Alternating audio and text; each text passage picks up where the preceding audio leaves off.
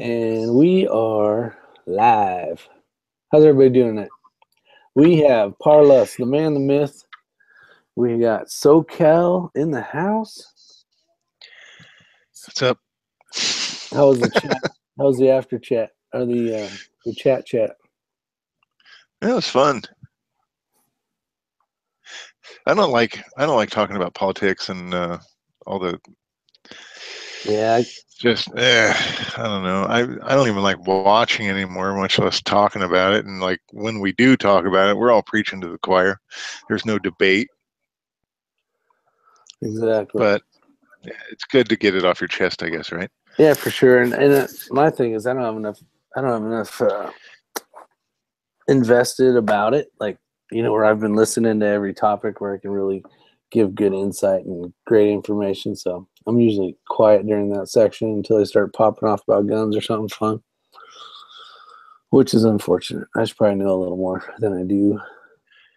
But other than that, all I know is the world's on fire in the West State. How many headers can you see or smoke columns can you see from your house? I honestly, is my shit on? Yeah.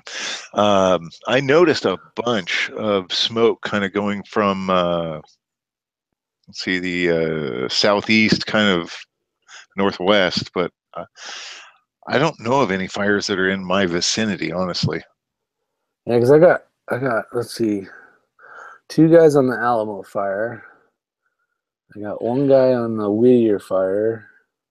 And those are all up north, like 8 hours from here. And then there was one that popped today, south of us, down by Alpine, California. I don't know what the percentage is on that one yet, but there's a ton of shit going on around here. When you look on the little fire chart, it's all little fires. Yeah, we've been having a lot of monsoonal thunderstorms around out in the highlands and the deserts, so I'm sure that's a majority of what's causing it. I mean, we had so much rain for that little like 6-week period in the wintertime. Everything grew up, finally got out of the drought, so to say. Some plants grew, and now they're all catching on fire. Exactly. That's what's funny is everybody's like, oh, look how pretty green it is. And I go, yeah, wait till next month. You know, and this was a couple months ago. It's just taller grasses and more ladder fuels, and I mean, it did look pretty for a while. The drought, you know, we got out of the drought a little bit, which was good, but yeah, you know, it burns, and then it floods and washes down the hill, and then they rebuild, and a couple years later, the grasses grow back, and then the house burns, and then it gets flooded and washes down the hill, and it's unfortunate. Like Malibu is a perfect example. Yeah, I was just gonna say it's just like living in Malibu or Laguna Beach. Hey, look, my house is at the bottom of the hill. Oh, I got to refix that. Yeah, but with that, they got a nice place to live, nice views, so they keep doing it. It's kind of like Oklahoma and Tornado Alley. They keep building, so screw it. I have mad respect for firemen, especially this time of year. Especially all those dudes that are in like Prescott, Arizona, where it's like 110, 124, and well, in Phoenix it's that hot. But good God, I can't imagine being wrapped up in all that friggin' clothing, carrying all that shit, and standing next to fire. Dude, God bless those people. I got one of my fire buddies in there, El Gate Grande 9064. Grew up with this guy ever since we were little kids. We both went into the fire service, and then he went into the Navy, came back, and he's back in the fire service. This has been years now, but yeah, he's in there. He wants an invite. Let's see if he's got balls enough to come in here. I know that'll always work. You guys don't know him. He's been on a couple of videos. Awesome, dude. Question the masculinity. Let's see if he stands up. He's a good guy. And I say that wearing this fucking shirt. What the fuck? I know. I said, what the hell are you wearing? Dude, it's hot here, man. I'm basically naked except for this shirt. It is fucking hot. Just be glad. Just be glad. 9064. All right, here's your invite. Chris. Let's see if he shows up. He's actually on one of the fires right now as we speak. I'm sure he's off duty, but he's out and about, so he'd have a good report. I think he's on the. I'm not gonna list here where all the guys are. I think it's the Alamo fire or the Whittier. I don't know. Too many. Have I met him? Was he there the day I showed up at your? No, he doesn't work for there's us. 3 guys. He works for another department. Oh, okay. Yeah. You guys were busy watching the Kentucky Derby when I was there. Yeah, that's right. It's a once in a lifetime, once in a year time. You gotta take full advantage of that stuff. The thing you're sticking in your mouth. Oh, see, he's having fun already. Yeah, let's see. Yeah, so the shooting range. So for those of you who don't know, I did a video a while back. There's a company out of, I think it's Nevada. They take Connex boxes, 40-foot sea containers, completely customize the inside of these things, add all the air, ventilation ducts and all that stuff to the top. And then inside of it, depending on how many lanes you buy, is, so there's 2 Connex boxes is the one I'm talking about. And it is 4 lanes. In the far 2 right lanes, it has a scenario-based computer program thing that takes all the information. If you're going to shoot like SIRT pistols, laser stuff, or if you're going to shoot live ammo, it will record everything. So depending on how big the person is, the kill zone, and what angle he's at, like this, it changes the whole time in the video. And what a training tool. This thing is phenomenal. It has 900 different scenarios, everything from just silly stuff. And another cool thing about it is you can click pepper spray, you can click taser, you can click a flashlight. So if you're running a flashlight, which isn't a real flashlight, it has just like a red mist. You don't even see it if you were to wave it on your hand. But when you point it at the screen, as you're walking through corridors, say it's an active shooter or whatever, it basically makes the scenario dark except for where you're waving the light at. And it is awesome. Now, I thought the thing was $80,000, but I was way, way wrong. It was $500,000 for this system. And it is, I don't know if you could say worth every dime of it. I'm not sure, but it was freaking, you can do both. You can do laser or real bullets. It was an awesome training tool. So I'm glad they got it. Now all I gotta do is get a key so I can shoot there when I want. Yes. Yes, exactly. So I'll give you kind of an idea of what happened. So as you walk through the door, if you haven't seen the video, and I haven't done an inside video yet, which I was gonna make a video, but I was too hyped up and wanted to shoot it, so I kind of threw the camera down and went and had fun. But you walk in and you'll see 2 lanes on the left, and you keep going down, and then 2 more lanes on the left. But it's all diamond plate. Everything's diamond plate. Great HVAC system. Nice cool air and very positive pressure where all the smoke's going from your shootings going back down towards the target. What's the name of the company that made that thing?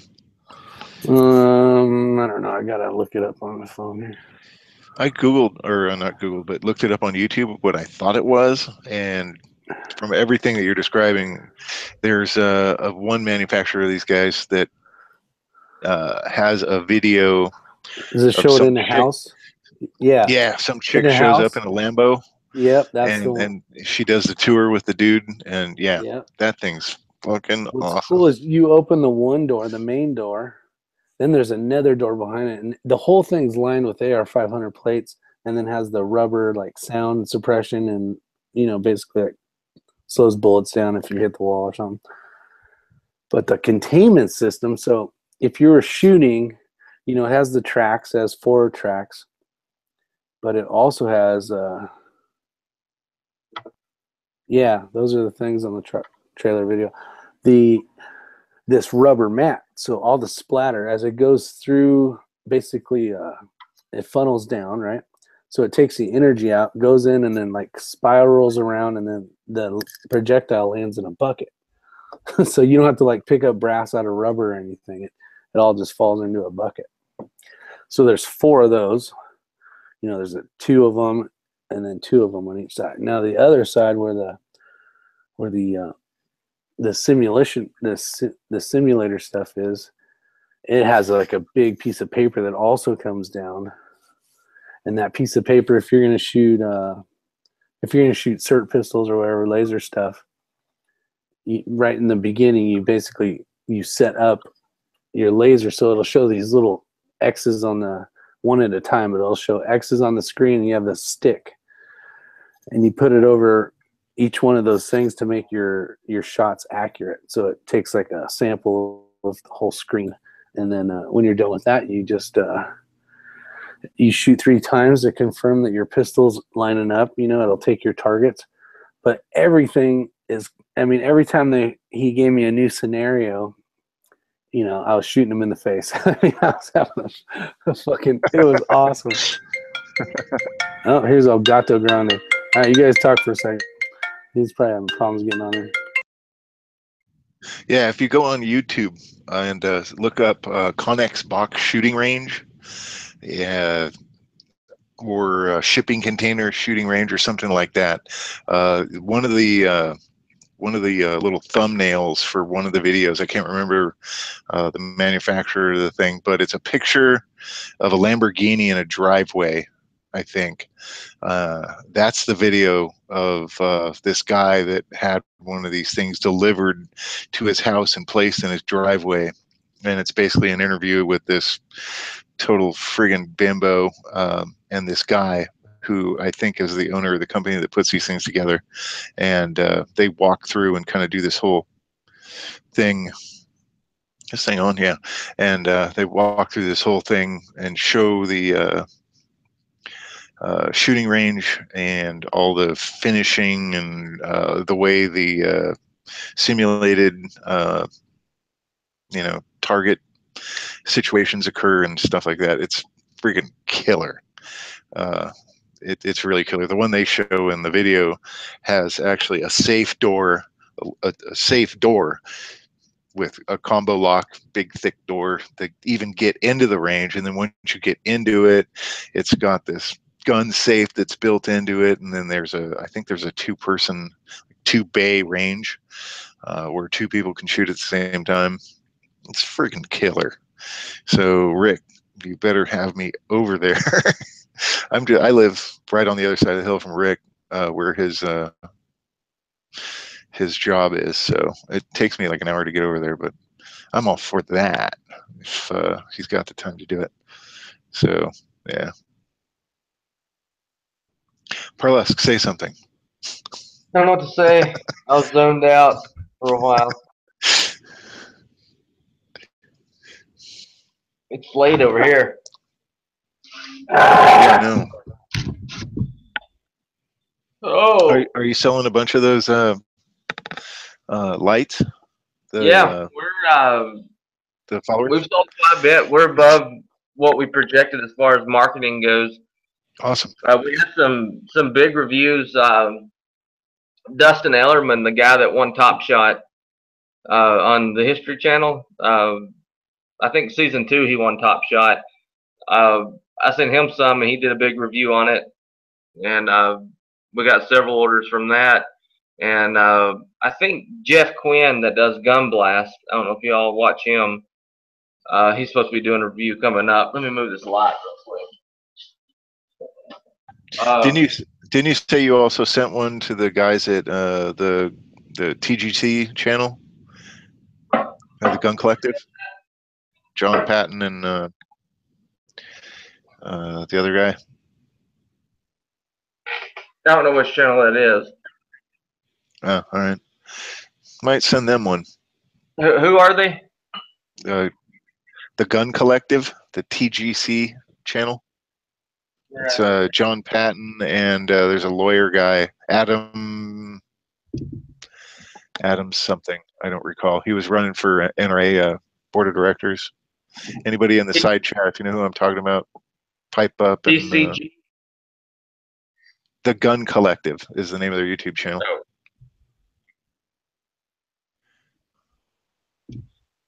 Four Guys Guns, which is a huge Facebook. I think they got like 600,000 followers on Facebook.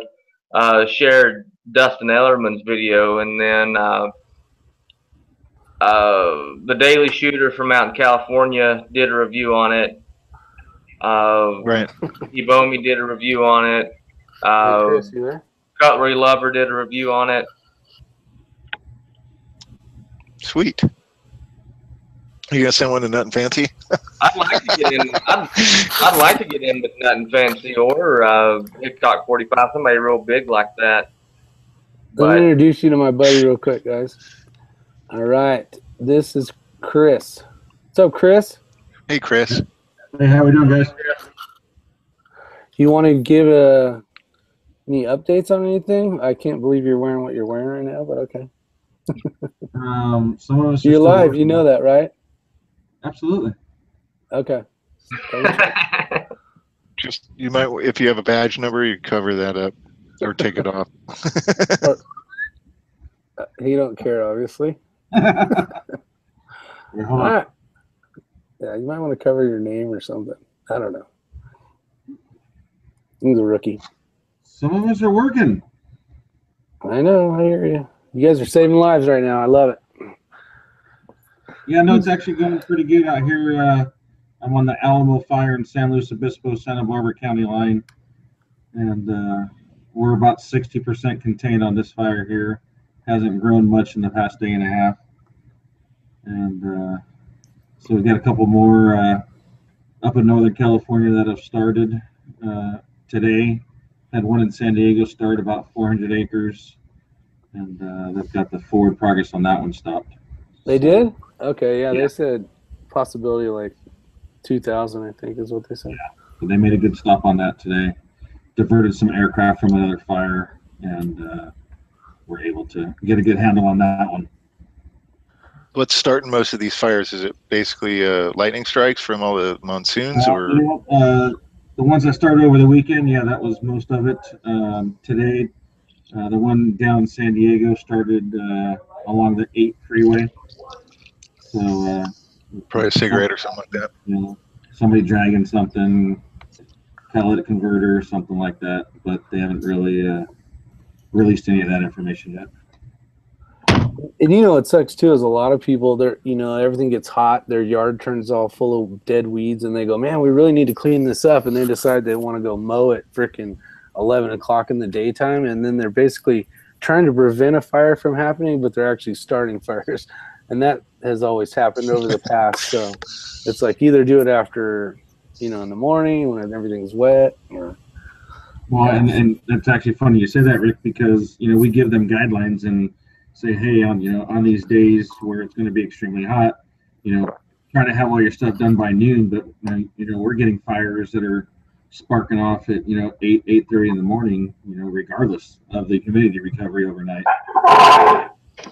Yeah, and I don't think, you know, and you know more about it than I do, Chris, but you know, this year with you know, we're not in a drought, but it's basically like 10 years ago when we were with the fuel moisture contents and the relative humidities. And what are you guys running in RH right up there now?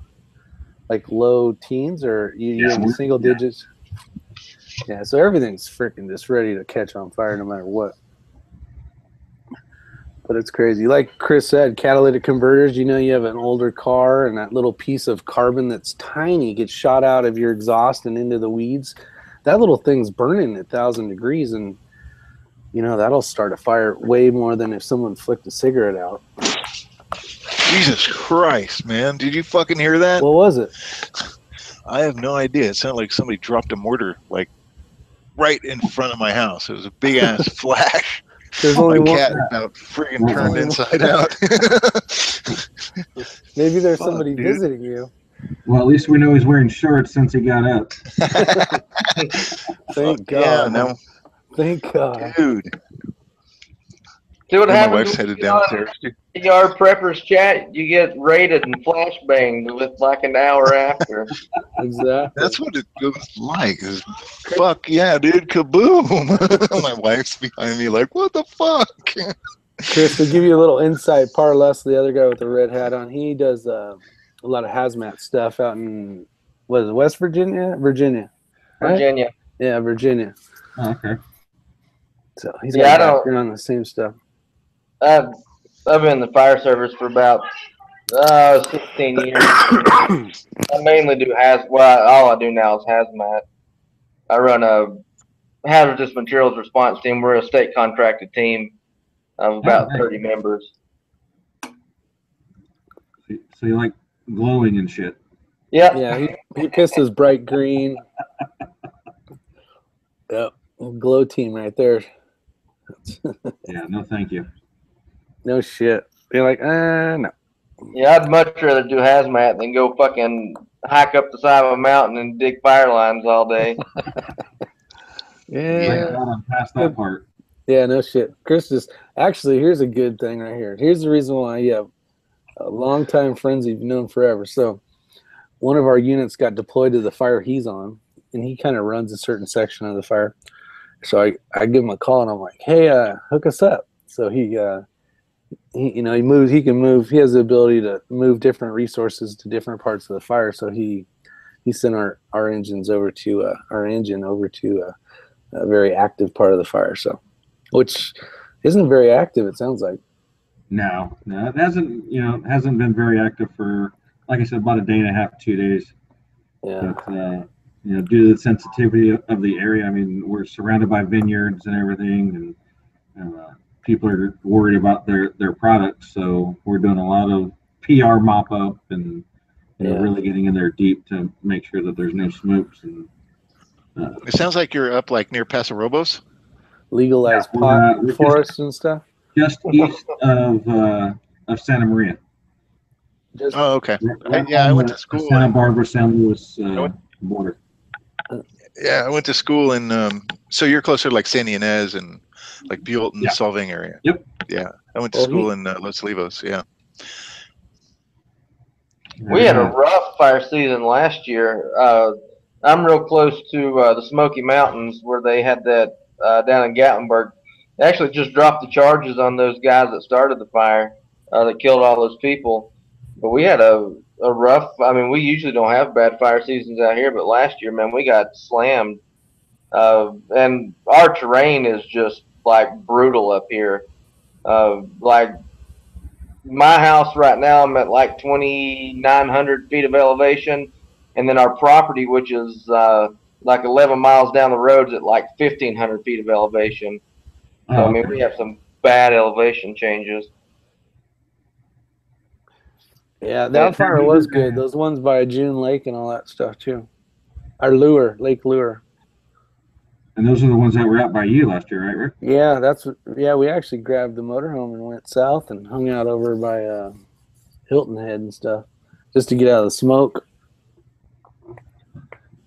I tell you what, it is a different firefighting out there compared to out here. They bring in a lot of hotshot crews. They brought in a lot on those fires, and I do emergency management with the county too. So I kind of went out with one of the fire crews from I think they were Arizona, and man, those guys were beat. Like they're just like trying to hike up and down the hills. It killed them trying to do it. Oh, I bet. That's crazy.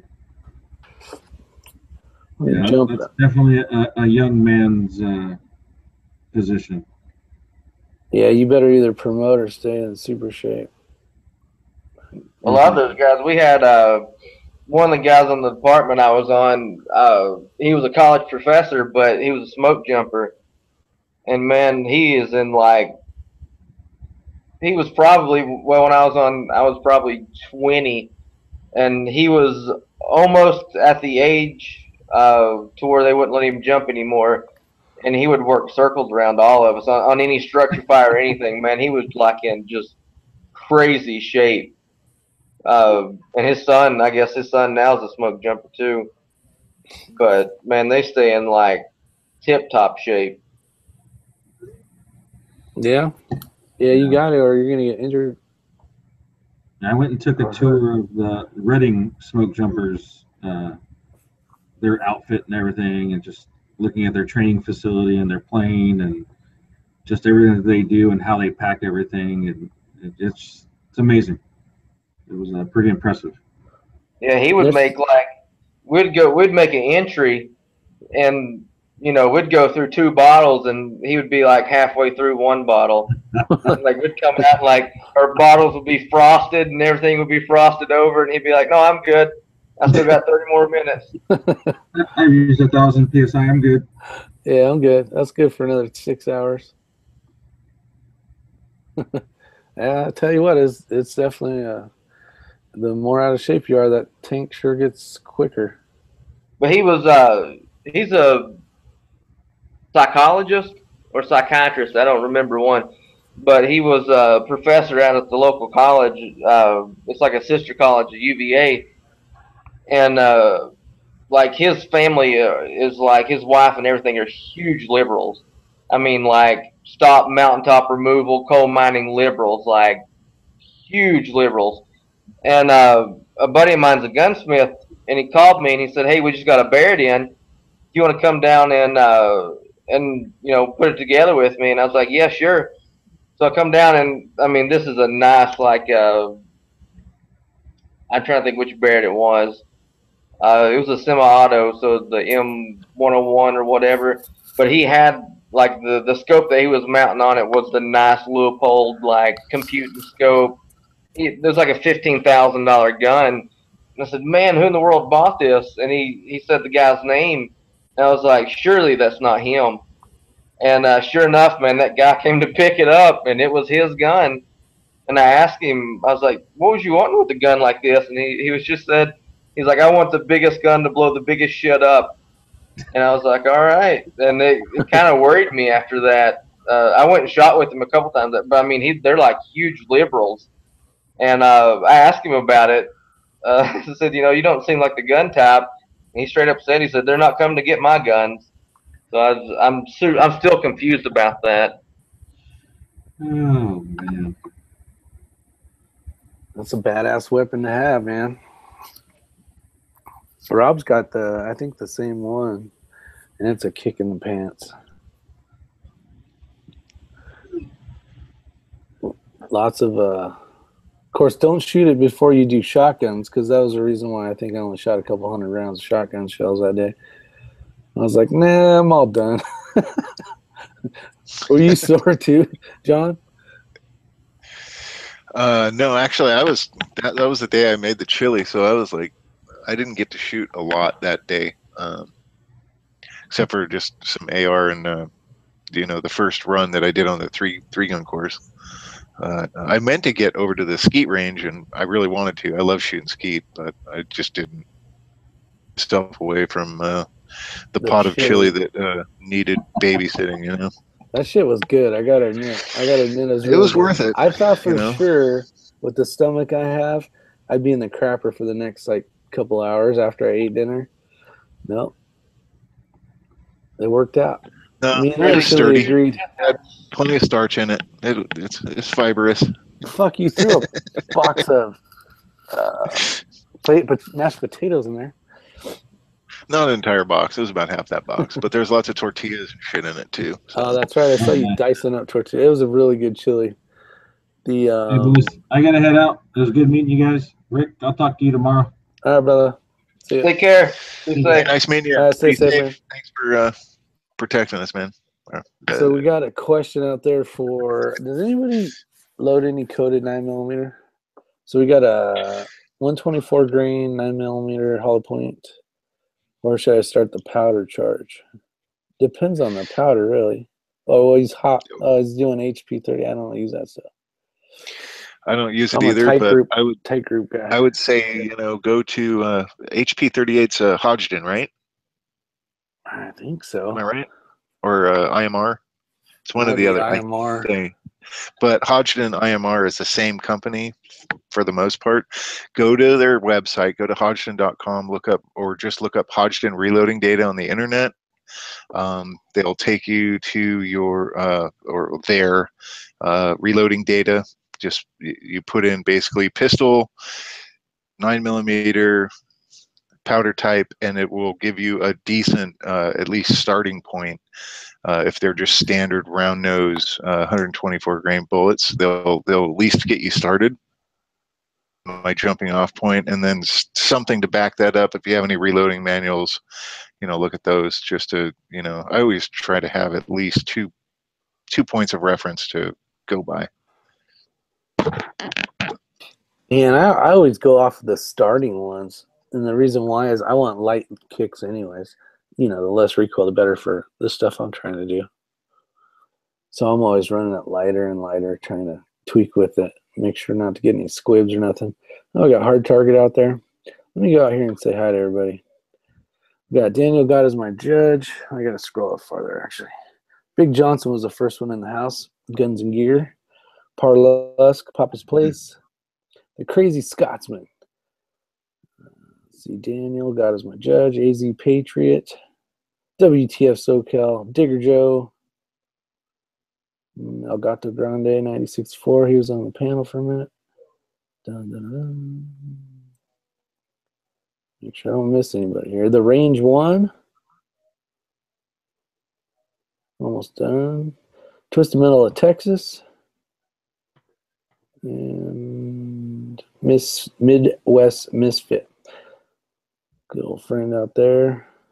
Bird Dog 1227. Awesome channel. Go check her channel out.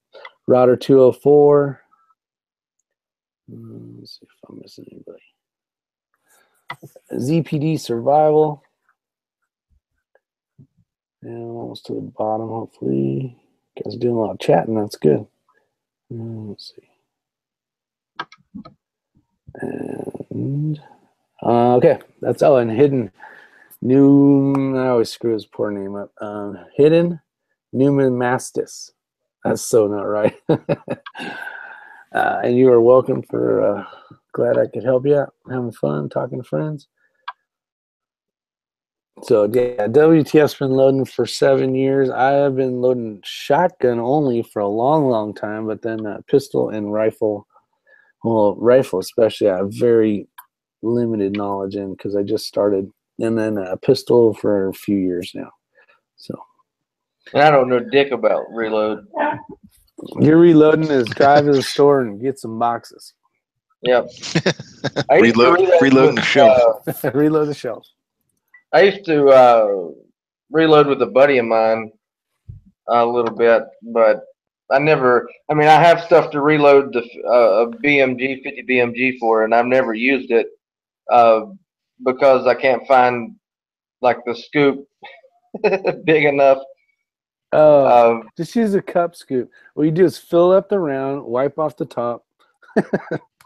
I'm just kidding. Don't do that shit. The scales that we were getting ready to reload, and the scales that my buddy brought over, like it was a slide scale with a little tin thing, and it didn't.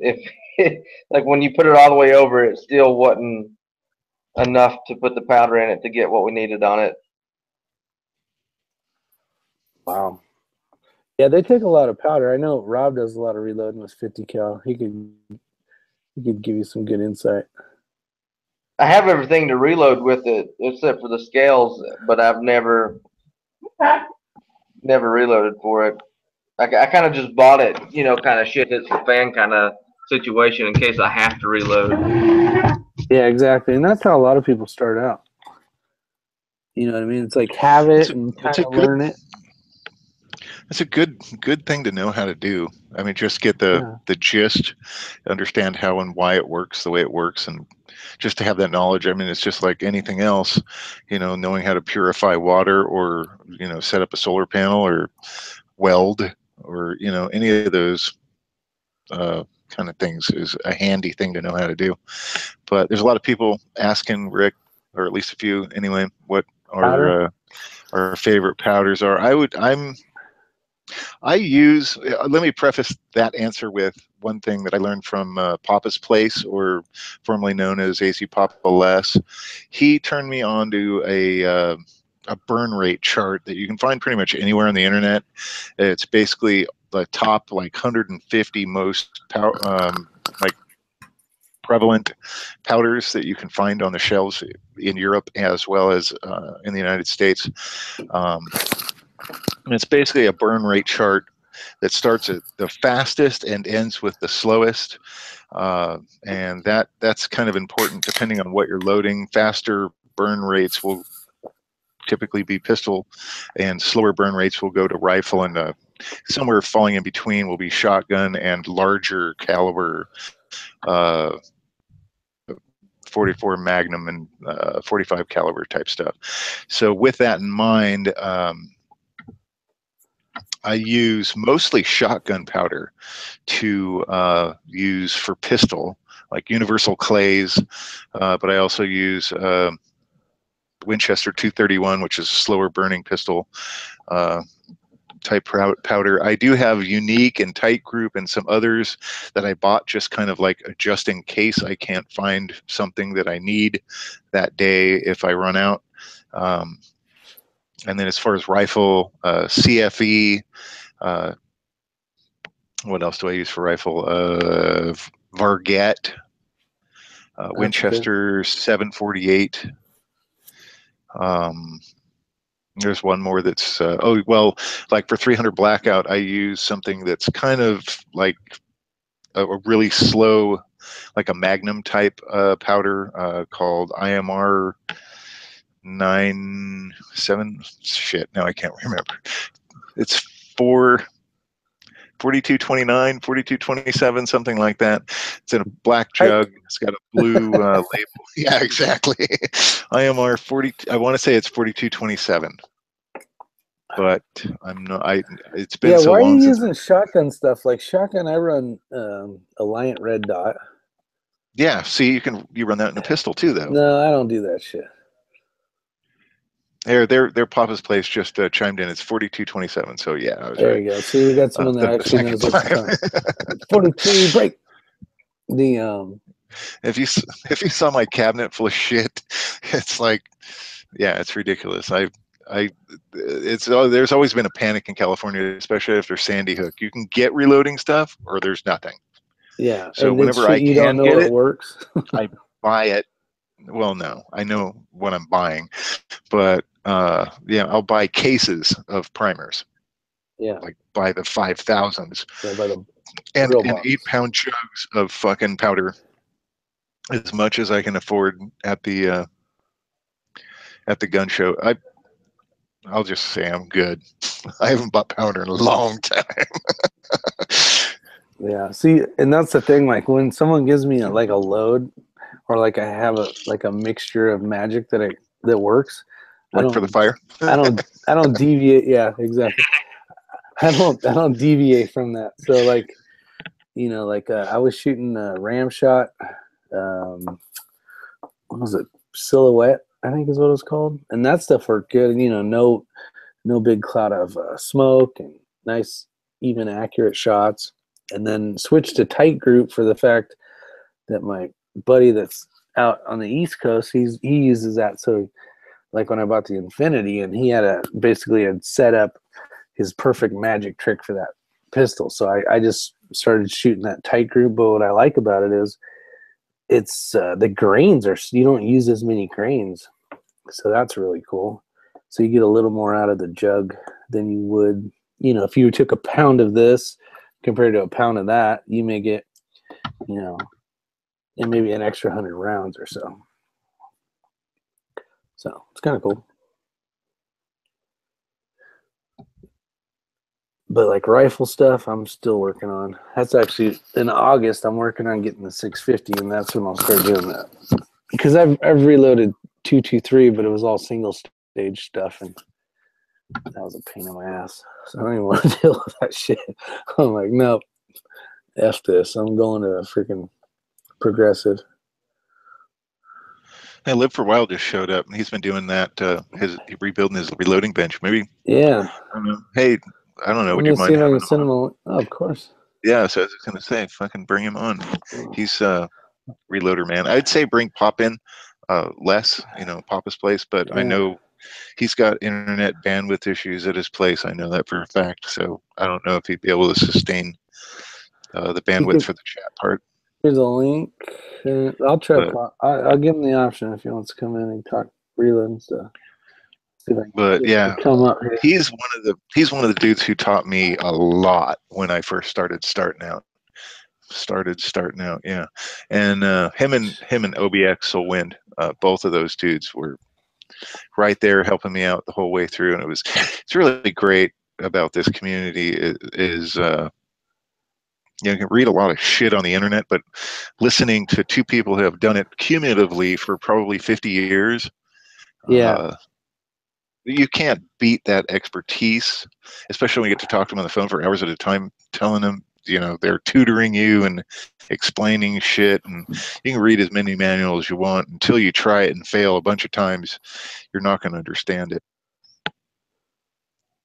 Oh, John's at work. He can't do it. And Papa's place said, hell no. No go on video. All right, it's shy tonight. Range one, yeah. So well, it was good. It was a good discussion on topics of reloading. Did you see that text I gave you? It was in the general one, you know, with all the guys on it. That mini micro bullet feeder, and it's at tubes. That looks cool as shit and fast. It looks cool, but fuck, who the hell wants to load up all those bullets facing the right sit there direction? and fucking drop them in, and then now you have 100 of them. Now it's fucking dun dun dun dun dun, 100 rounds like that. Boom. I don't know. I've seen the ones by the same company that you just dump the bullets into a hopper, just like the case feeder on a That was .650. $400. How much? What's your time worth? That's all I can say. It ain't worth $400. Have to pick up the bullet once to stick it on the case to reload it. Why pick it up to set it up here just to pick up another one, and it's still not doing anything yet? Yeah, but you just grab a I whole don't see it as a handful. time saver. Dunk, throw some here, dunk. Ah, I don't know. Yeah. It looks pretty badass. Does it matter which way they face in the tube, or can you just fill the tube up just with No, with the funnel? you have to have them the right way. Yeah, see, you might as well just be setting them on a case then, in my opinion. Preferred bullets for pistol and rifle. Extreme, I like extreme. Berries Heavy is ones are okay. good. But then for like rifle stuff, Nosler's nice. If you're trying to do accurate. If you're just shooting shit ammo, it don't matter. Yeah. I try to buy ammo in bulk because I'm not a match shooter. I'm just a plinker. I try to put holes in paper, the best groups I can do occasionally, but I'm only shooting maybe 10, 15, 20 yards max indoors. So, you know, I go on like Midway USA or, you know, Ammo Valley or whatever it's called. I try to find shit in bulk or stuff that's blemished. Because it's not blemished, it's just scratched up. The jacketing looks like crap. It's not all shiny and pretty. But usually you can get it for like 25% off in bulk. Yeah. Oh, the range one said the Acme bullets. Yeah, I saw that stuff that Pops ordered in bulk, and that looked like good stuff. Especially for the stuff we're doing. We're just shooting paper or steel anyways. Most everything I shoot is steel cased anyway, so it don't matter. AK man. You don't have to worry about it. It's so cheap, you just buy more of it instead of having to reload it. Just call it traction as you walk off the range. I need more spam cans. Where's the spam cans? That's yeah. Right. Mm-hmm. I gotta send a couple stickers out. A couple of these guys. I keep forgetting to mail them. So what else going on, Parlesk? How many of those things you sold? A couple million? I wish. I don't know exact count because we've sold a lot to local retailers like gun stores and police departments. Nice. Yeah, I saw that one guy. I can't remember his name. You were telling me about the larger channel, something knives or something. Cutlery Lover. Yeah, Cutlery Lover. He did a good. Well, his first video wasn't that great, but his second one was for you. Yeah, he's supposed to do a tabletop review of it too. He has his content's. I mean, he has like 630 some thousand subscribers. Yeah. But like he doesn't do like content like professional editing and all that. He's just a guy on a camera, pretty much. Come and Gus. Yeah. Yeah, no, he did a good job, and I could see, yeah, he has a huge channel. There was a shit ton of comments on there. Some really good. We had some the Firearm blog, which is a huge blog on the internet, did a good review of it. We've had one bad review, but the fucking guy who did the bad review doesn't even own our product. Like, we looked him up and we've not shipped one out to him. So it was just, and we had we have a lot of dumbasses that, you know, take it, I guess, product, and then they automatically like say, you know, if you need help knowing where to put the round at, then you shouldn't own a shotgun, or you should train more, and this, that, and the other. But when you talk to people, I mean, like real life people that's, you know, been in gunfights, you know, like one of my best friends, he was a Fast Company Marine. He spent like 10 years in the Marine Corps. And he went in right out when we got out of high school. And that was back in 2003, right when the war kicked off. And he said, you know, we trained for damn ever. You know, urban combat, you know, we went through a lot of training. And he said the first time I got shot at, I pissed my pants. And he said I dropped down behind the wall and I threw my gun up and emptied like one full mag, just spraying everywhere. He said, you don't know how you react. He said, you get all these people that talk shit like, yeah, you know, if you don't know how to reload a shotgun under pressure, you're not training right. But hell, he said, how many of those people have ever been shot at or had to reload something under pressure? Like, they don't realize the amount of stress. You can run around all day and try to put stress on your body, but there's no stress like getting shot at. And your body reacts pretty fucking crazy when you get shot at. Like, well, and look and at a lot of guys don't know. They don't even take that into perspective. Well, and even look at the guys when you're going to a silly little, you know, competition, and the freaking timer goes off, and your whole big plan goes right out the window. Because I mean, just that stupid stuff, you know. So you think about actual live fire coming at you. Oh yeah, I watched the video the other day. It was a shootout, I think, in California, and another day. The cop had a shotgun, and he fired all of his rounds out of the shotgun. Actually, I think he still had a round in the chamber. And then he turned the gun upside down, and he done this and looked to see if he was empty, and then threw the shotgun over on the ground. So, I mean... Oh, I saw that one. Like, I saw that one. The guy was in a bus. Yeah, and then... New York Reload. Yeah. When we went through the initial... development of our product, we interviewed, I bet, 30 or 40 people that had been in gunfights more than one occasion. And one of the guys was a military contractor, and he said I've seen people with shotguns rack the shotgun and pull the trigger 5 or 6 times after they're empty, not knowing that the gun's not going off, just because their adrenaline's going so fast. They're just pumping out and going. He said, I've seen people try to load shells backwards, you know, fumble, drop them. You know, it's amazing what happens when the shit hits the fan. Yeah, it makes perfect sense. So I don't sense. and one of the guys, it's pretty funny, and I go and, like, when people start talking shit, like, I go and look at these people, and one of the guys' comments is great, and I screenshotted it, and he was like, if you don't know how to reload a shotgun,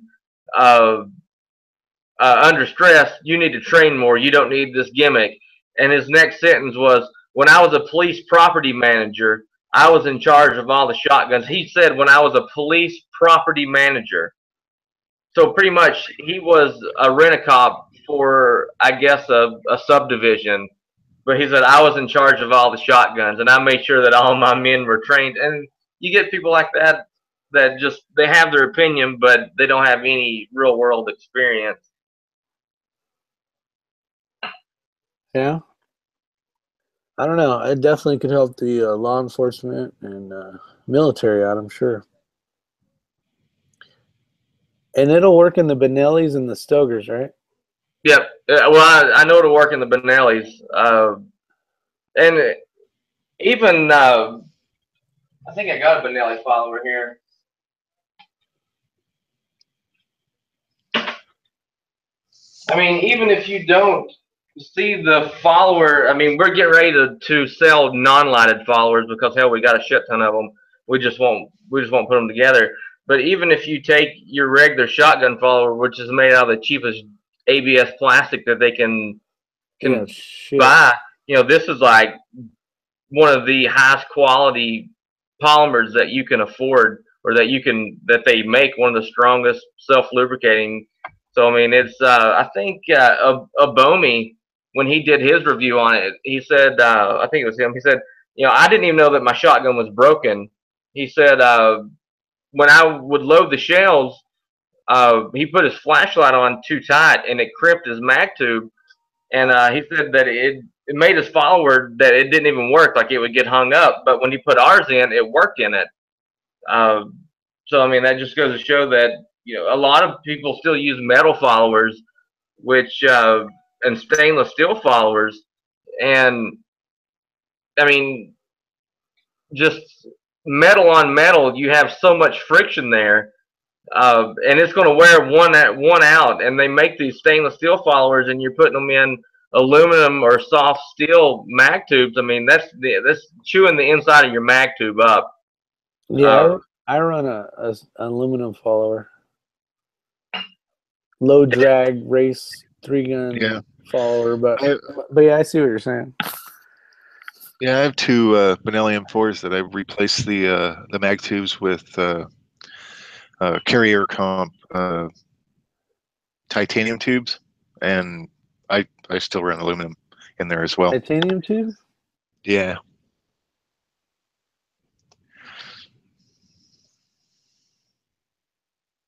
Rick's frozen.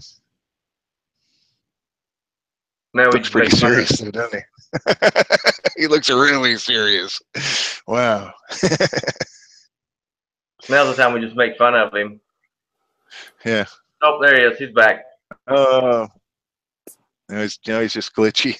I heard you guys. Yeah, for some reason the network connection's getting stupid. It's government. Yeah, officially is government. Old Zeus is in the house. So have you bought an AK yet, Rick? I've had one for a little while, but I bought a IO. Yeah, those are dangerous. IO. Whatever. I don't like it though. I need IO Industries not because of that one. It's crap. The stock. I think if I took off all the hardware, it would be fine, and just refurnitured it. It'd be good. The only AK that I've ever owned that was a piece of junk was the IO Industries. It jammed like crazy. I had a buddy that his blew up on him. Oh, really? Yeah. Yeah, I haven't put a ton of rounds through it, but I haven't had any issues with it. You should trade it for something else. I do. I need to, because it's fairly brand new. I should just. I bought it because it was made in America. It was the reason why I bought it.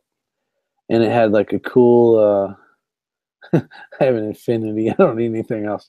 I can't get over Pop's Quest. Did you get a chance, Parlos, to see Pop's Quest's video? Is your 6 covered? Can't touch this video. No, I've not seen it. I saw yours, and then I started watching his, but I didn't watch it all. That is the funniest video I've seen in a long time. It was Rob's dancing and shit, and he's waving his CZs in the air, and Hammer Time, and it was pretty damn good. You guys got some skills on coming up with cool videos. Got old Bobby out there, Yankee 4. Yeah, so, but yeah, that AK I haven't shot it much, so I do need to do something with it. You need to get like a trying to think what's. I don't know if Misfit's still out there, but he gave me some good insight on some places to get some. I just got to. You can't go wrong with the Arsenal. You'll pay for it, but yeah, those are nice. Those are definitely nice. I What I really want. Go ahead. Go ahead. No, go ahead. I don't know what I was gonna say. What do you really want? Oh, is I want a freaking that PSA, that Palmetto State Armory, the 9. I want the AR carbine, pistol carbine. That's what I really want. And a CZ. Palmetto was running a deal the other day. It was an AR and AK deal for like $8.99. For what? I bought it was a Palmetto AR and a Palmetto AK, and it was like $8.99. Like 2 guns for $8.99. Huh. I ordered a Shockwave off them like 15 days ago, and it was supposed to ship within 10 days. And I sent them an email today that said, you know, I understand that you're all behind, but it said it takes up to 10 days to ship. I'm on like day 15. And they sent an email back, apologized, and said they get one out directly, but I guess it still hadn't shipped yet. You should have said make it 2, or I'm never shopping here again. Nah, they don't care. I know. I don't. I don't know. I'm not a big fan. I haven't shot one of the Shockwaves, but I'm like, let's spend my money on something else. I want to turn it into a short barrel shotgun. That's the reason why I got it. Oh, right here's one of that AKs. I haven't built it per se, but there you go.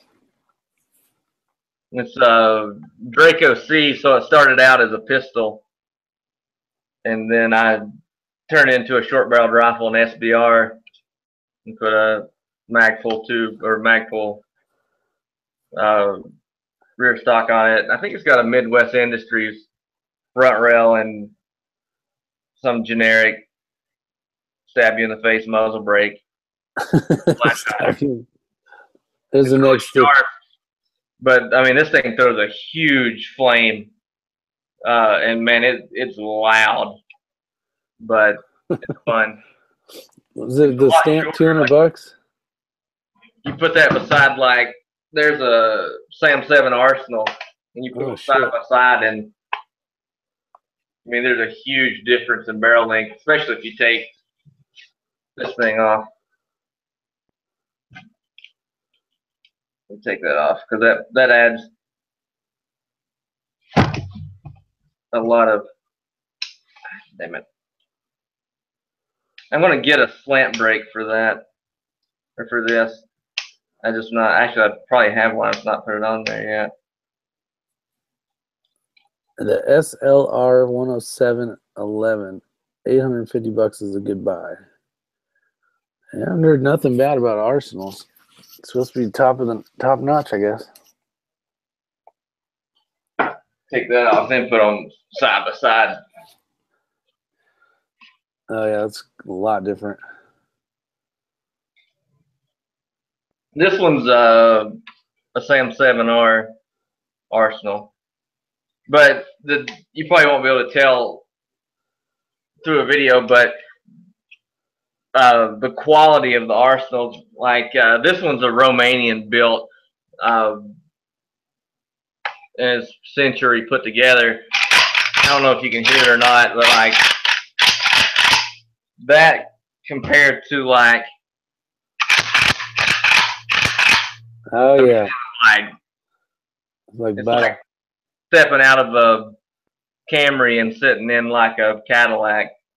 So it's like a CZ and an Infinity then. Stirring it up. Having too much fun. Hammer time. Hammer time. Can't touch this. Damn, that video is funny. Rick used my ears to mow the grass. They rocked. Oh, nice. Yeah, I sent Bobby some ear pro, some Howard Lights. Century didn't build that Draco. Arsenal isn't magic.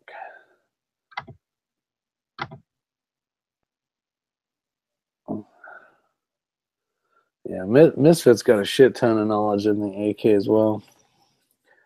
He's like, see you later, Papa. How going? Papa's place taking on. Have a good one. How going, brother? I don't know shit about AKs. I don't either. You put bullets in them and they fucking shoot. That's about it. Yeah. All I know is pretty much everybody says you don't need to clean them. All you have to do is pee on them occasionally, and they'll just keep firing forever and ever. That's right. Just pour water in them. Call it done.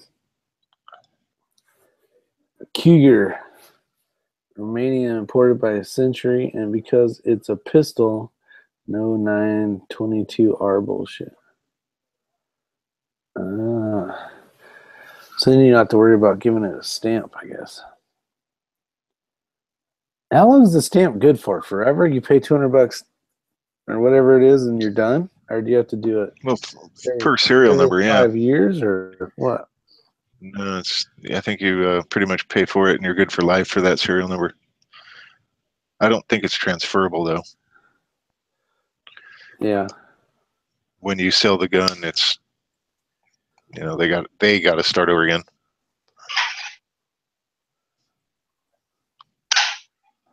Yeah, when Daniel got as my judge, he had commented about the CZ.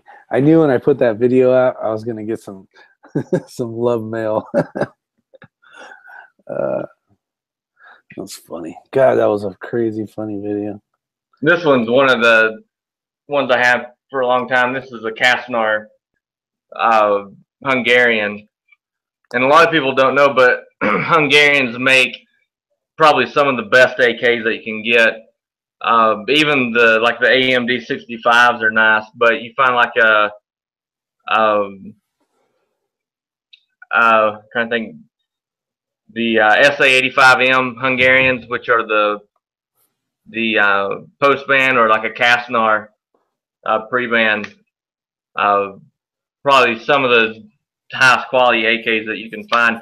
And a lot of people don't know what they are, so you could get them for super cheap because people didn't, I mean, there wasn't a lot out there and people thought they were junk, but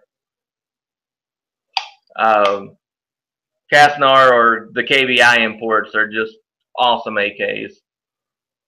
See, and when you have all those ones and you're saying and rattling off the, KBRs and all these numbers, like they all look the same to me. Like, what are we talking about? Like, is there a difference in like Well, it's just like ARs, man. They all the AR receivers look exactly the same, but obviously they all have their different ins and outs and quality and whatnot. It really has a lot to do with the country of origin, like Hungarian AKs are super nice.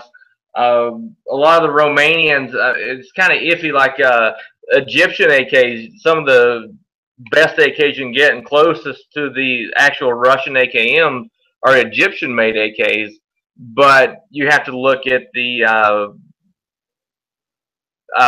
stamps on them to tell exactly, because a lot of the Egyptian AKs that come in are junk parts kits just thrown together. But some of the Egyptians that come in are just like super, super high quality. And you can't go wrong with Hungarian. You can't go wrong with the Arsenals. But a lot of the Chinese, the Mac 90s, are, for a long time, people hated on Mac 90s because they're Chinese made, but they got thicker barrels, thicker receivers, double hook triggers, just some awesome builds. A lot of the a lot of the bigger name custom builders of AKs like Rifle Dynamics love to work on Mac 90s. They build a lot of their custom ones off the Mac 90 platform. Well, I just invited Midwest Misfits, so you guys will be able to rattle off all your shit.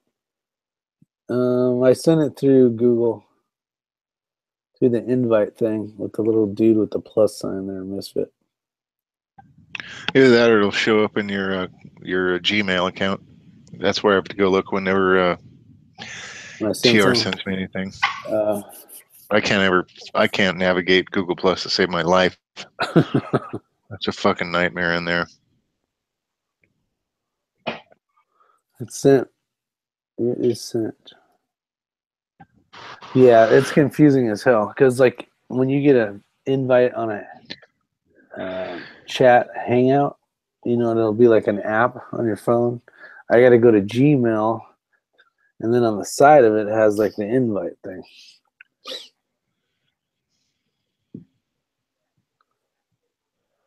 Let's see. Yeah, I don't know. I know they're great guns or rifles, but I don't have much knowledge on them. I'm not even, I mean, I like rifles, but I'm more of a pistol guy anyways. But I do like shooting rifles.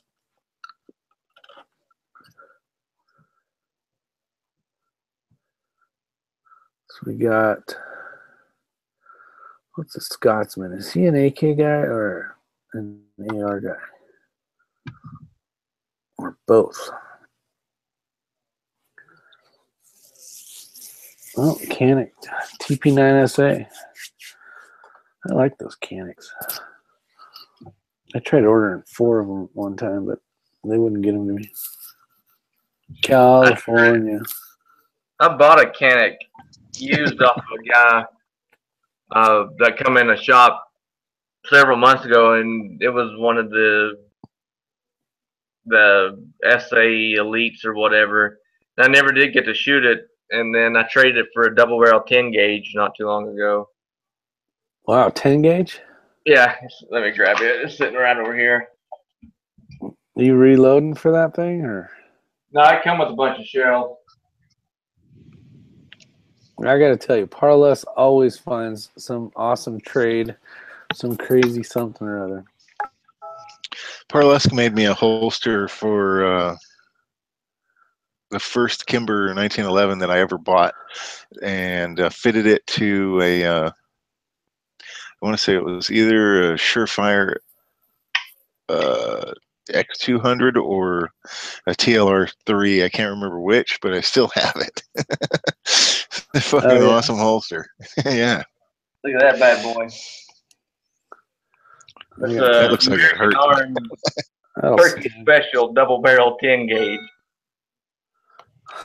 I'll spread them out like Tularosa. Like, looks like the chokes are removable. Yeah, that's the size difference between a 12 gauge and a 10 gauge. Damn.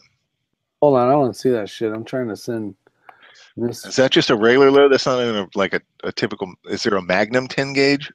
This is a 3.5-inch mag 10 gauge. Okay. And if you compare it to like a, this is a 3-inch mag 12 gauge. Get her done. That's all I can think of. All right, Misfit, I send it to your YouTube email. And it has, I don't know which chokes are in it, but it has removable chokes. Yeah, I saw that. These, I looked them up, and they still go for about $800. Is what this one right here still books for. I don't know if I'd get that out of it, but I want to shoot it a couple times first. Only a couple, though.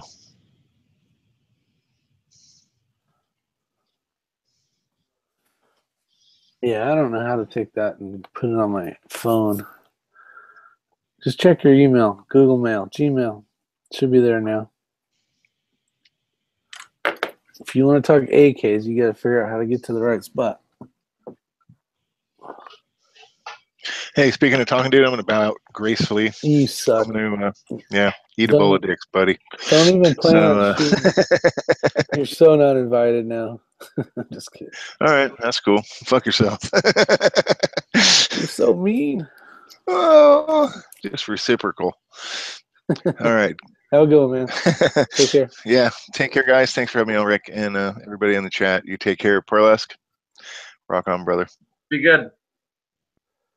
So we got a question. See ya. Take care, John. So Parval, how long has it been 5 o'clock there? Dang it, I should have smoke for left. Somebody see my clock?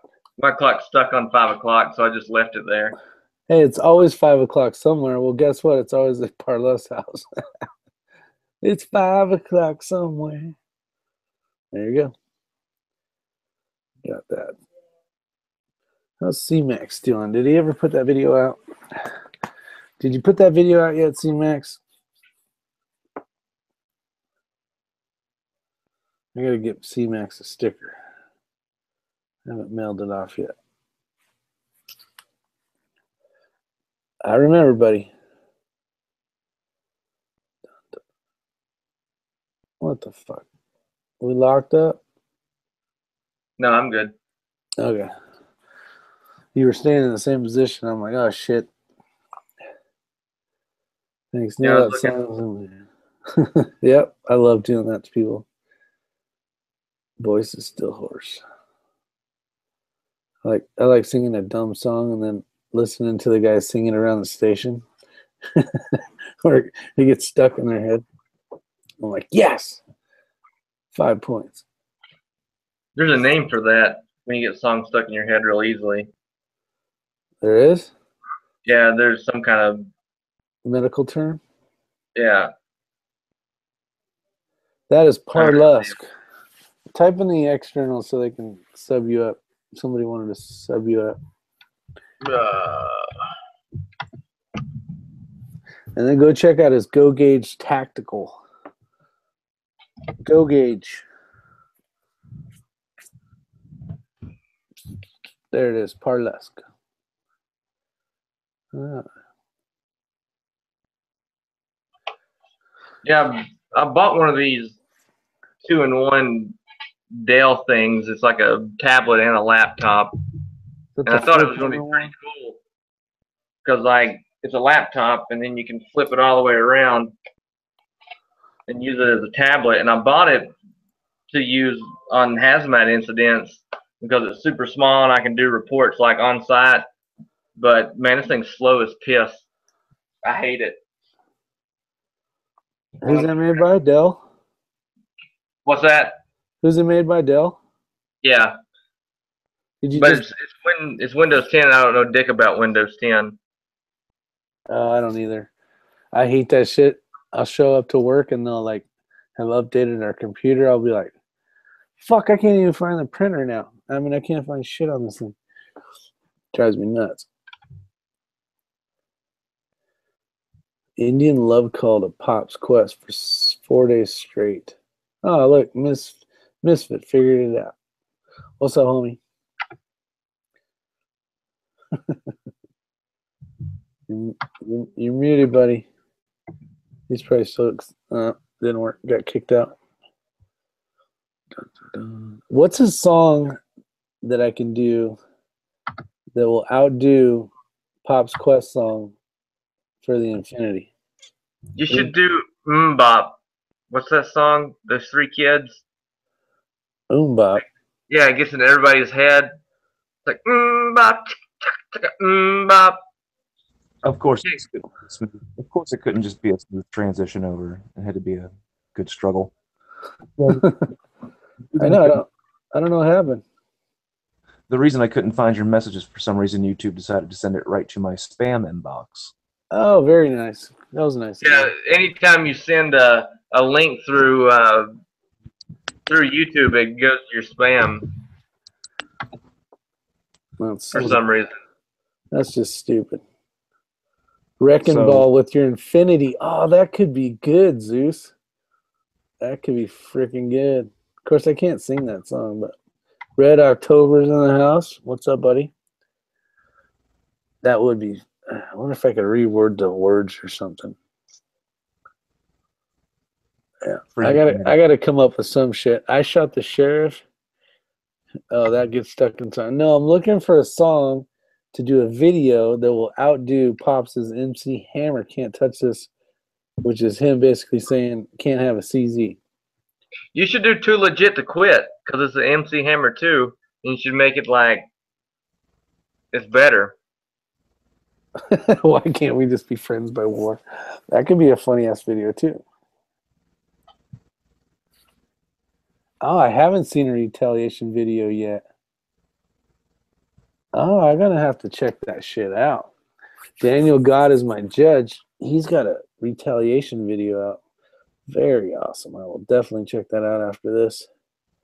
Guy I know has investors for his business. He started 5 years ago. I'm half tempted to just like grab one of my CZs and just take it outside and throw it in the gravel just to like trigger people. I was thinking about grabbing. I have a what the hell is that gun called? It's one of my first pistols I ever bought. It's they make cars. Yeah, it's a Daewoo. It's a Daewoo. It's a triple action Daewoo 9mm. I think it's a North Korean gun. It's literally the Lionheart.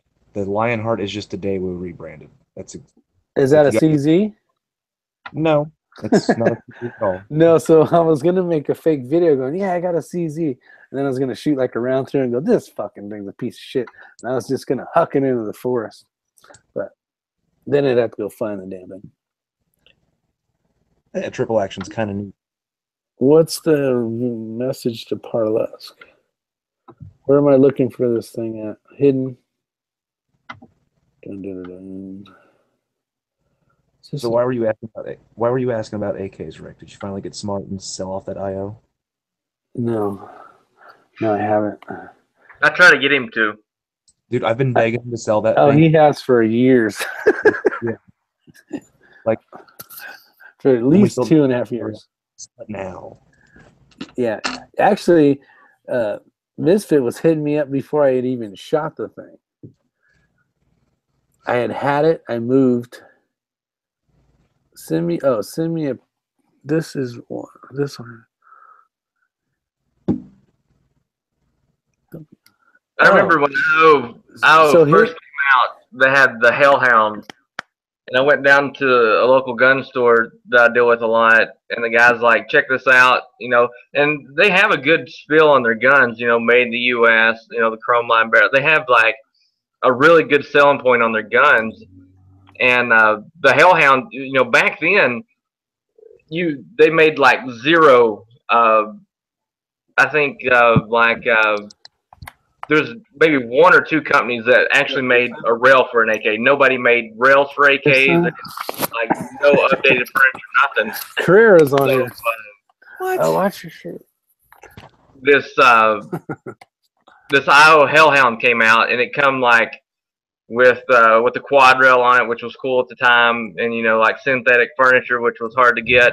So I bought it, or I traded and got it, and like that thing jammed the first like mag at least 15 rounds through it. It had the worst issues, and I went back. The trunnion was loose, like 2 of the rivets was almost ready to fall out. And I sent it back to IO, and they sent me. They said they fixed it, but what they did was just send another one back to me, and I immediately got rid of it. A buddy of mine had one fire out a battery and blow up on him. I feel like the worst thing that IO did was, their AKs are shit. Everyone knows that. But what really pissed me off is when they released a line of rifles, and they were imports, and they were quote unquote made in Radom. And if you're an AK guy, I'm sure you already know this. Radom is the Polish arsenal, but it's also the name of a city in Poland. So they were like, "Oh, it's made in Radom." So everyone's like, "Oh, it's made by Radom," like Circle 11, Poland. No, it's just made in the city of Radom by some bullshit company that can't make an AK for shit. I believe their name was Pioneer Arms. they were just very deceptive in their marketing, and their product was crap. And they got a lot of people on it too. Just like when Zeiss come out, Zeiss used to, I mean, they still make super high quality glass. Like used to, if you were to buy a Zeiss scope, I mean, you'd spend $3 and $4 grand on the Zeiss scope. Well, they come out with this Conquest series, which are, you know, awesome scopes, but they're like $400 scopes, $500 scopes. They still have, you know, good Zeiss glass in them. But when those first come out, people were taking them to the gun show and getting like $1,500–$1,800 out of them because people didn't know that Zeiss come out with a Conquest that was like a $500 scope, and everybody was like, "Man, check this deal out I got on this Zeiss scope." You know, I got it for $1,500, and thinking that it was like a $4 grand scope, not knowing that it was like a $399 scope. They got bamboozled. Yeah, I've seen a lot of people get that when those first come out. All right, so I put a comment in the internal. It's from Hidden. He said he can help you out with your computer. That's the stuff he does. So hit him up, PM him, and he'll help you out. He's I'll do that. Computer wizard. Tomorrow. All right, you guys keep talking about AKs, and I'm gonna go out and smoke. I'm gonna check the oxygen level outside. But I want to be listening to you, so you guys keep the channel good. We got small children. Just kidding. All right, talk to you in a minute. All right, now that Rick's gone. So what I saw that Kazan import, what is that exactly? I didn't get a good look at it. I heard you talking about it. There was the SA85M Casnar import. Those SA85s, man, those are like the hidden gem of the AK world, because everyone everyone thinks they're ban era garbage and they're quality Hungarian AKs. I mean, the guy that I got this off of, he had it on Arms List as an AMD 65, and as soon as I saw it, I knew it, you know, because it didn't. I thought maybe somebody had converted it, but I called him and I said, I'm interested in your AK, and I said, why do you list it as an AMD 65? And he said, well, it's in Hungarian. And I said, what does it say on the side of it? And he said SA85M, and I said, I saw that it was threaded, and I said, what does it say on up near the front? And he said, it says something like Casnar, and he had it on there for like 600. And I said, I'll give you 500 cash right now and come and get it. And he said, yeah, absolutely. But somebody had spray painted it. I mean, it was in pretty rough cosmetic shape, but it hadn't been shot a lot.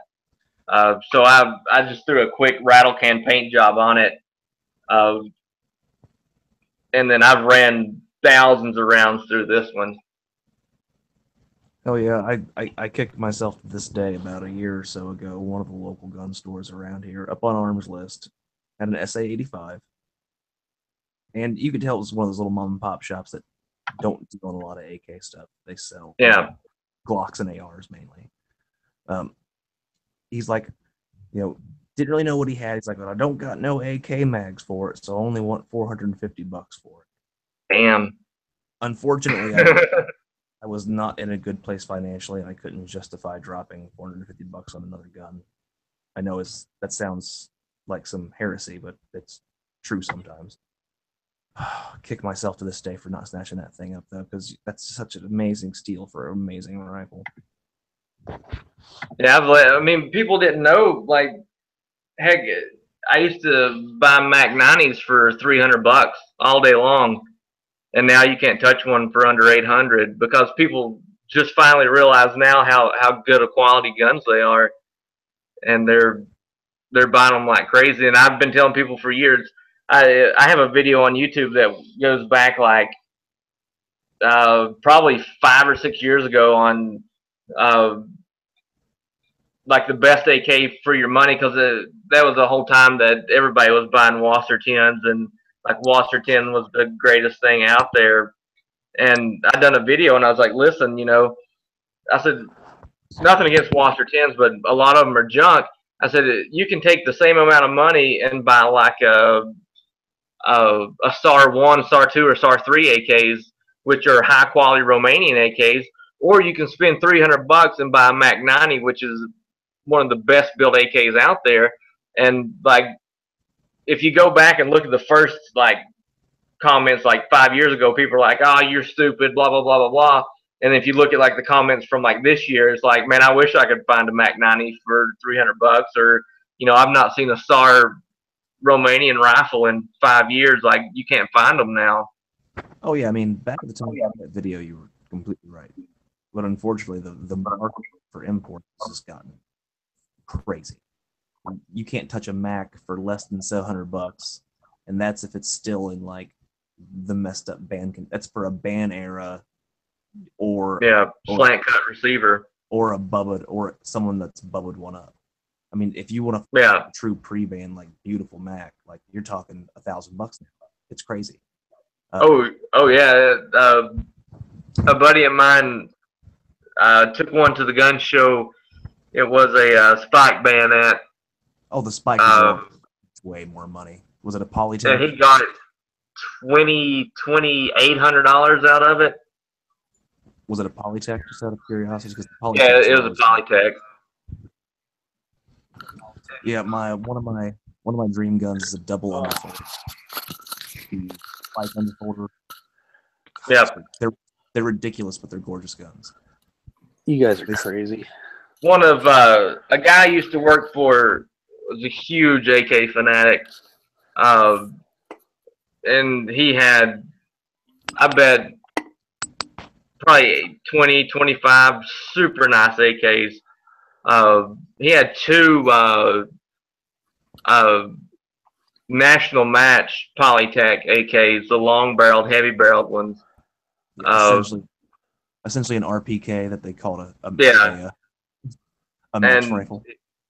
SA-85Ms. I mean, he got busted 4 years ago with drugs, and they come in and raided his house. I mean, knocked his door down and seized like 250, 300 guns, everything, and every one of those are lost now. He'll never get them back. I mean, he had $4,000 and $5,000 custom rifles, and all gone. They're going to chop them all up. That's disgusting.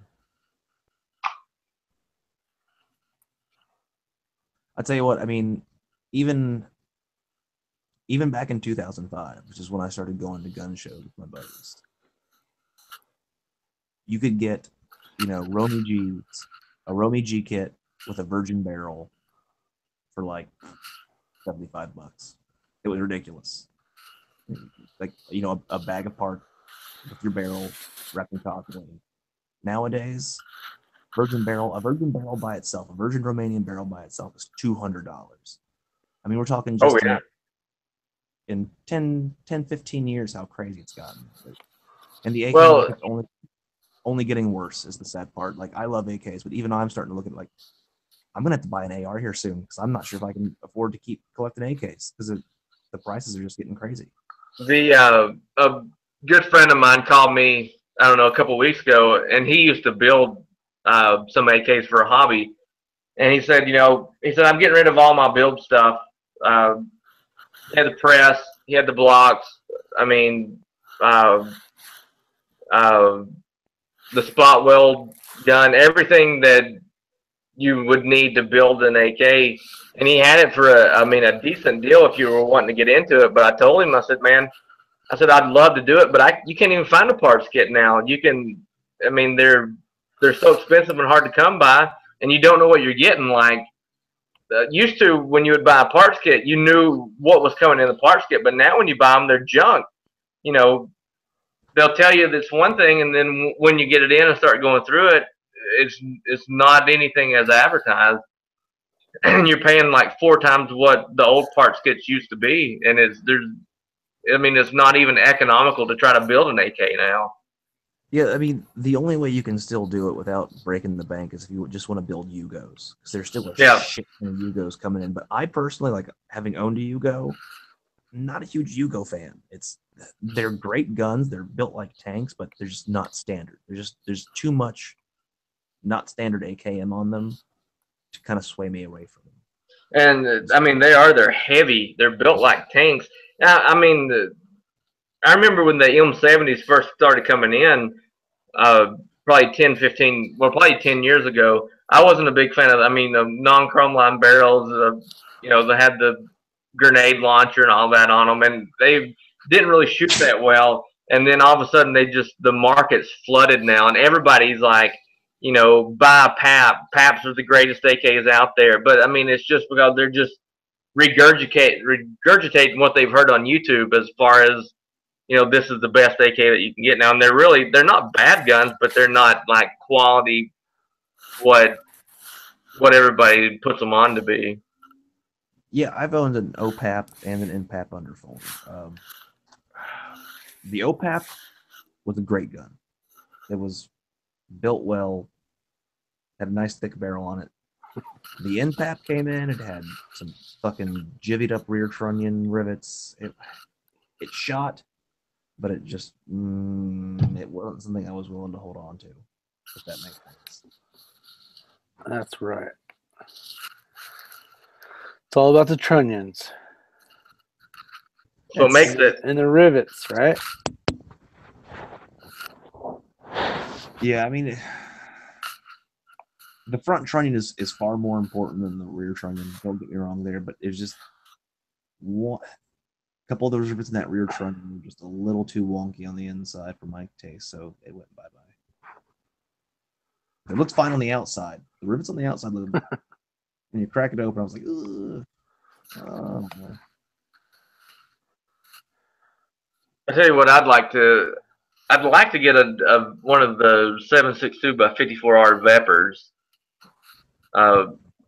and I was looking at them for a long time. You know, a buddy of mine has one, and I wanted one for a long time, but now the price, just same with Segas, are going out the roof because of the ban. well, I'll tell you what, if you can still get them, I don't know if they have any 54R, but if you can still get them directly from KVAR, KVAR hasn't actually raised their price yet. They've been really respectful of how they're handling this sanctions situation, with at least the Vepers.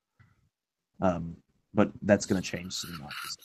Oh yeah, I have a Veper 12, and I'm not shot it a lot. I'm thinking about making it into a short barrel shotgun, but I like it. But I really want one of the 7.62. I have a PSL that I bought when they were dirt cheap. Actually, I had two of them and kicked myself in the ass for getting rid of one of them. But I just like the 7.62 by 54R Vepers. You know what? I like a good Infinity over a CZ. That's what I like. Isn't that some kind of like double stack 1911 abomination? No, it's a double stack 2011. Dun dun dun. Yeah. Yuck. I really hate a 1911. I mean, What I hate is its safety. I always forget to hit that stupid ass button. I mean, 1911 Shot too many Glocks. are great ladies' guns. I will give them that. Which ones? I said those 1911s are great ladies' guns. Yeah. You know what? Anyone that goes bang is good. I think I might break down one day and drive over a CZ or something. Yeah, I watched the remake of Brokeback Mountain, and he was carrying a 1911 and a Mini 14 wrench rifle.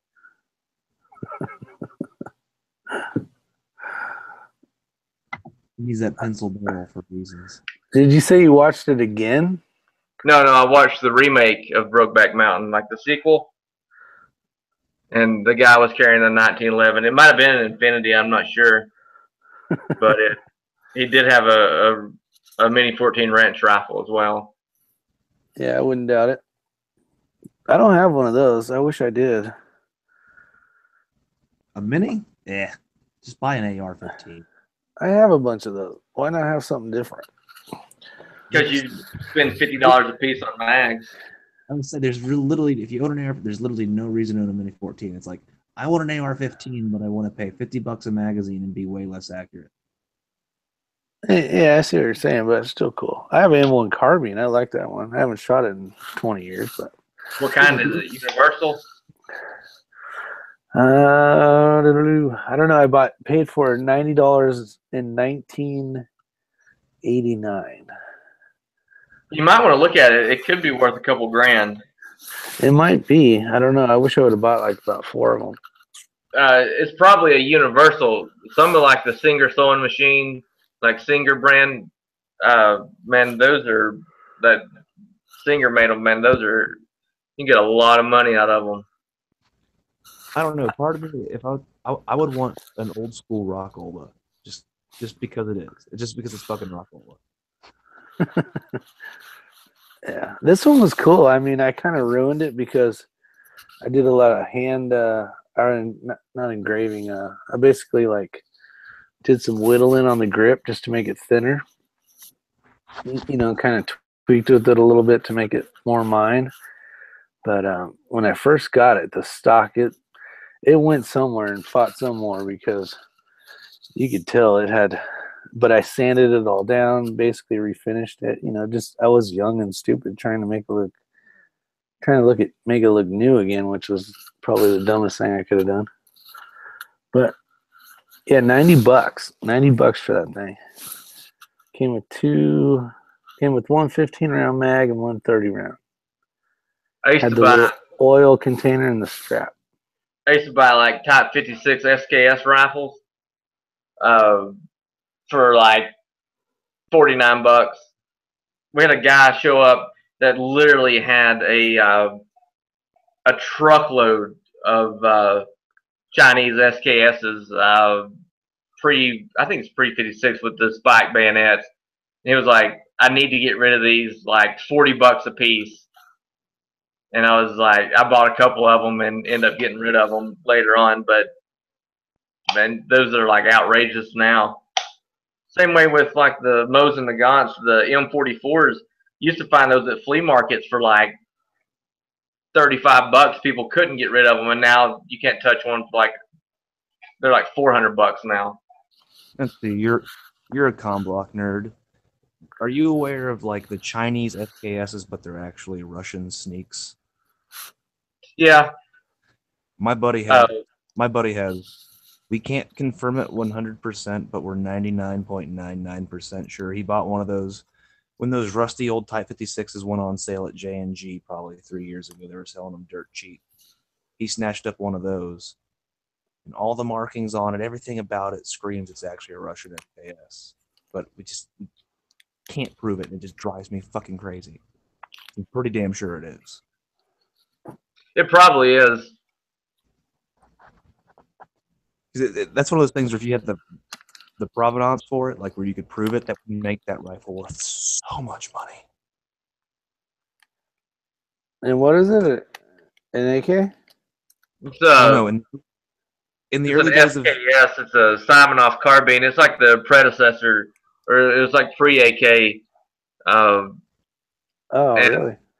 They're made in Yugoslavia, Russia, Chinese. Like it's kind of like anybody that made like the AKs before that made the SKSs, and it shoots the same cartridge. And actually, if you get just a regular one that somebody's not screwed with, they're nice guns and they shoot good. But there was talk that a lot of them, I mean, Russians are super nice SKSs, and then you have the Chinese, which is under that, and then the Yugos, which is kind of like the bottom of the barrel, but they're still good. And or supposedly a lot of or a shipment of the Chinese that come in were actually Russian, but they just had Chinese markings on them. Well, I guess early on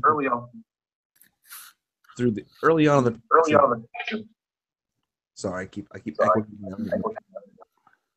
Yeah, what the hell are you doing?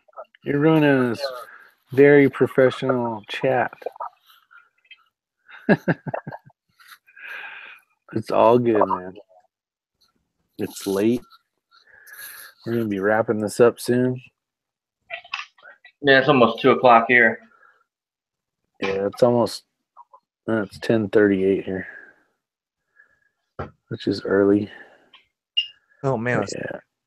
starting that new job on Monday, Rick. I did finally get that bad boy. So you're selling Subarus, right? I'll be selling Subarus now. Yes, sir. Those things are fucking cool, especially the little rally one. Oh, the STI and the WRX. Yeah, but it comes in a stick shift only, which is kind of. The WRX you can get in like the Shiftronic, like sport automatic. But the STI, yeah, that's purely automatic. I mean, purely manual. So you shoot 1911s and you only drive automatic sports cars? I don't drive a sports car, but I'm just thinking like traffic. Honestly, Rick, I'm as fun as manuals can be. I actually prefer like the car I drive right now has got a dual clutch, so it's automatic. But I can slap it over into sport mode and do the shifts if I want to. I totally prefer that. I totally prefer a sport automatic transmission, just because I live in the city, man. Manuals suck in like stop and go traffic when you're trying to drink a drink, eat a sandwich, answer your phone. It sucks. There's too much shit going on. I've had a lot of, actually, I probably own more Subaru vehicles than any other vehicle I've ever owned. And they're just like awesome, especially in the snow, man. Those things go like crazy in the snow.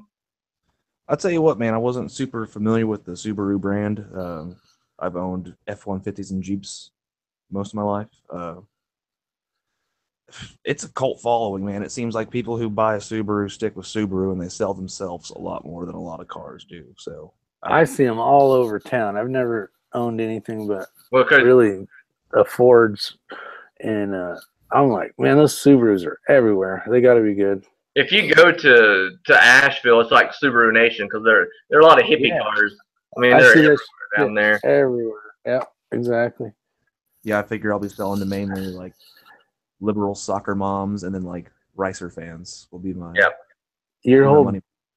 Brokeback Mountain comment is zinging off the charts over here.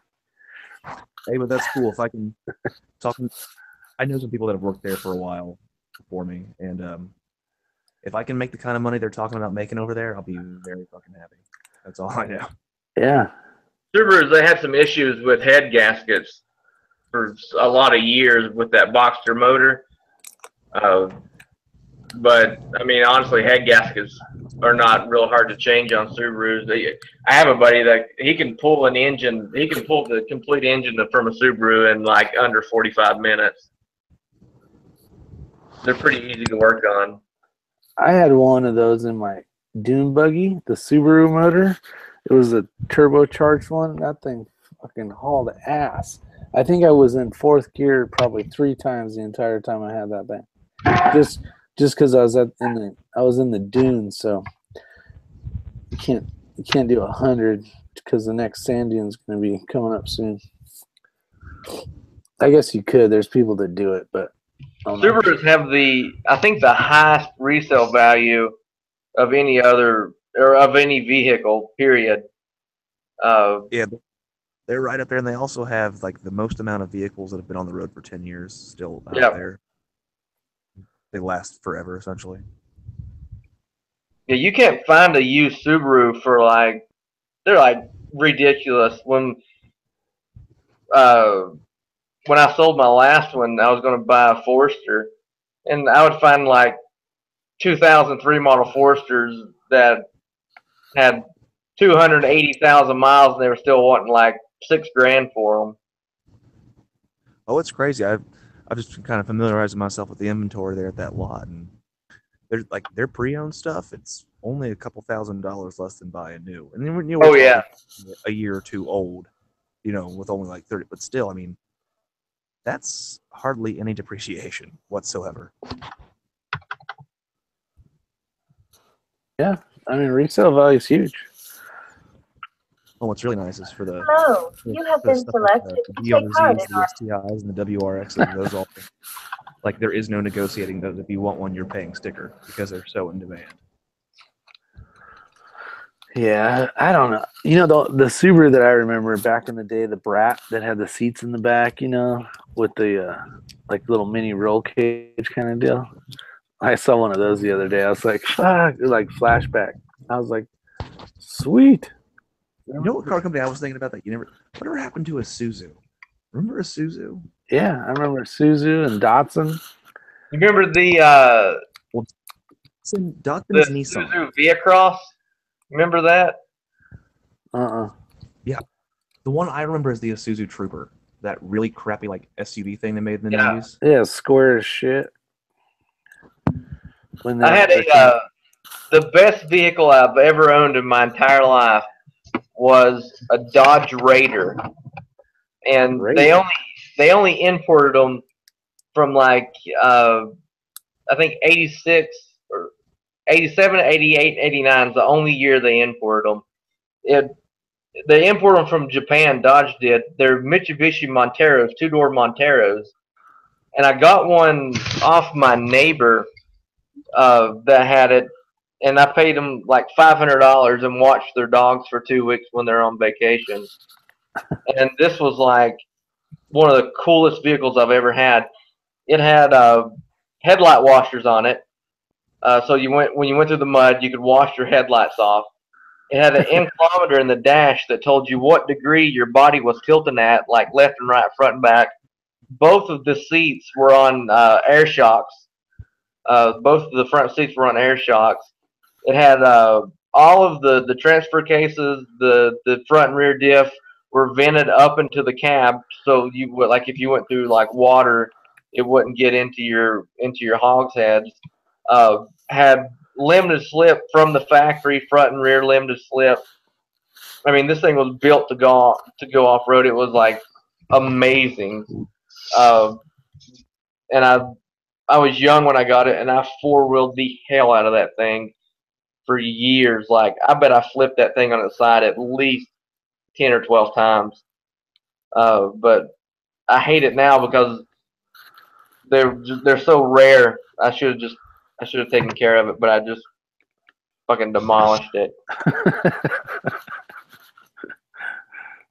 I know. Well, it's like the guys in the 60s, you know, like say 69, right? They all came out, all the cool ass muscle cars. If you could have bought one of those for, what was it, $3,500 and bought a few of them and just put them in a container for, 40 years, you'd be rocking right now. I still go on Craigslist about once a month and search for Dodge Raiders to see if, like, only 1 year they came with a 6-cylinder 5-speed, and that was an '89. That's the one that I had, and those are like rare. You can't even never find those. And then they imported 1 year, I think '89. They imported the diesel, but they only imported like 10,000 of the diesels. Yeah, the diesels. You always see those going somewhere else, some other country. Yeah. Even like Volkswagen and stuff, they'll send all the diesel shit to somewhere else. It must be emissions or something. Well, it's because, I mean, you go overseas and diesel's cheap, but if you try to buy gasoline, it's like 5 times the cost of diesel. But you come here to the U.S. and like diesel's more expensive than gasoline, which I've never understood. I know, it's a freaking byproduct. It has to do with the trucking industry. Yeah, which you think you'd want to hook those guys up. They're the ones driving cross country all damn day. But that's not how the world works. It's all about the dollar. That's it. It's all about the money. Well,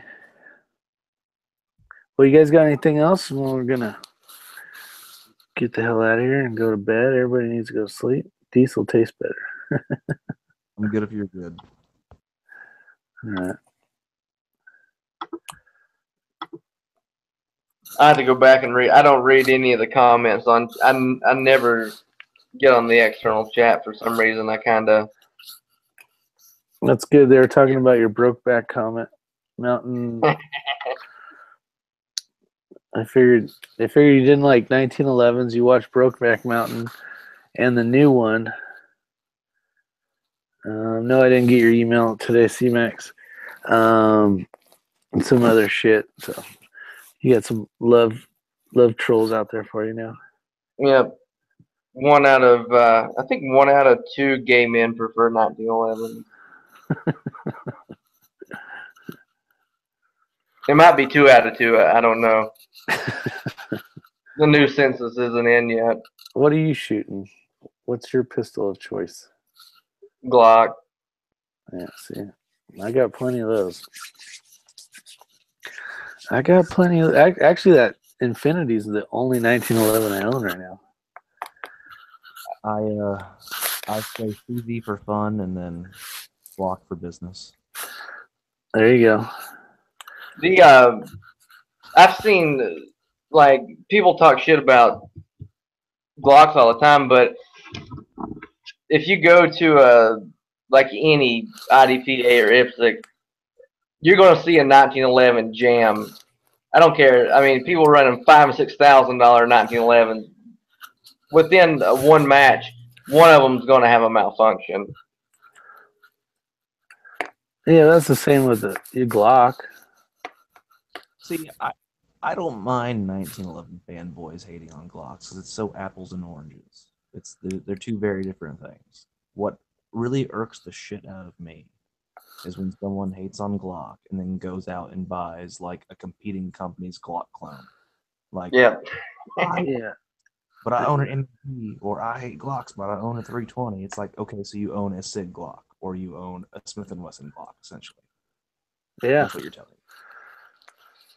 Yeah, and they're all in the basic premise. People talk shit about Glocks, but they didn't become like the #1 law enforcement issued firearm for no reason. Like, Yeah, I think 86%, I think I heard the other day, law enforcement, Glock. because they work and they're cheap for what they are. I do got to say this negative thing about Glock, though. They were cutting edge for a while. Then all the other people caught up to them. And now a lot of people have passed them with ergonomics. You know what I mean? Like, I'm a huge Glock guy. I don't even know how many I got. But they will not make any huge steps forward where they could. The thing is, though, if it ain't broke, why fix it? At the same time, like, ergonomics is such a person-to-person thing. Why mess with a recipe that you know works? Yeah, but think about all the people that grind off the finger grooves, right? It's funny you say that because you haven't been keeping an eye on the 17 on the M series, have you? The new series of Glocks coming out, the M series, which they've only shown off the 17 and the 19. No, but they're coming out. They haven't came out though. The shit we can get right now has fucking finger grooves on it. I shot I think a lot of times when people I got them. take a Dremel tool to their Glock, they fuck it up. I shot one, a buddy of mine, the other day. Some guy done this custom Dremel job on his, and I went to shoot it, and they had undercut it so much that when you grip down on it tight and you shot, the trigger hit the trigger guard because it was pushing. It was so flimsy that it was pushing up. That's too much. But like, yeah, they ruined a Glock. They did ruin the Glock. A lot of people do that. Yeah, I mean, I've done a lot of stuff. I got a Gen 4 35, and I completely took every bit of the grip. You know, it's not the RTF2, it's the other one, the bigger dot ones. I took all that off. I took finger grooves off, did undercut, but I didn't go crazy like that. And then I grip taped the entire thing, and it feels perfect. The only thing I do with my Glocks is I put a 3.5 pound disconnect in it and black the rear side out, and I'm done. Yeah, that's your carry gun though. Yeah, well, I don't have any. I don't shoot any competition, so I don't. Yeah. I mean, even my 17, that's the only thing I did with it. It's well, even my carry gun 43. I stippled it, which I didn't care if it looked well, good, fancy. I didn't give a shit. It was only for grip. And then I put a trigger in it. And that's a carry gun. I'm just so used to a light trigger, and it's not light like the competition triggers are, but I like the flat, not flat face trigger, but the metal flat instead of and I think in a court of law, I wouldn't have a problem, just for the fact that you're basically making it to shoot more accurately. See, I'm not.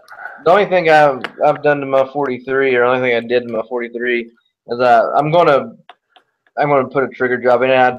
A buddy of mine's a Glock armor. He took it all apart and polished it, but that was before you could buy trigger kits for them. And then I just blacked the back side out. But I'm gonna do something with the triggers on them. See, I went the opposite direction with my Glock.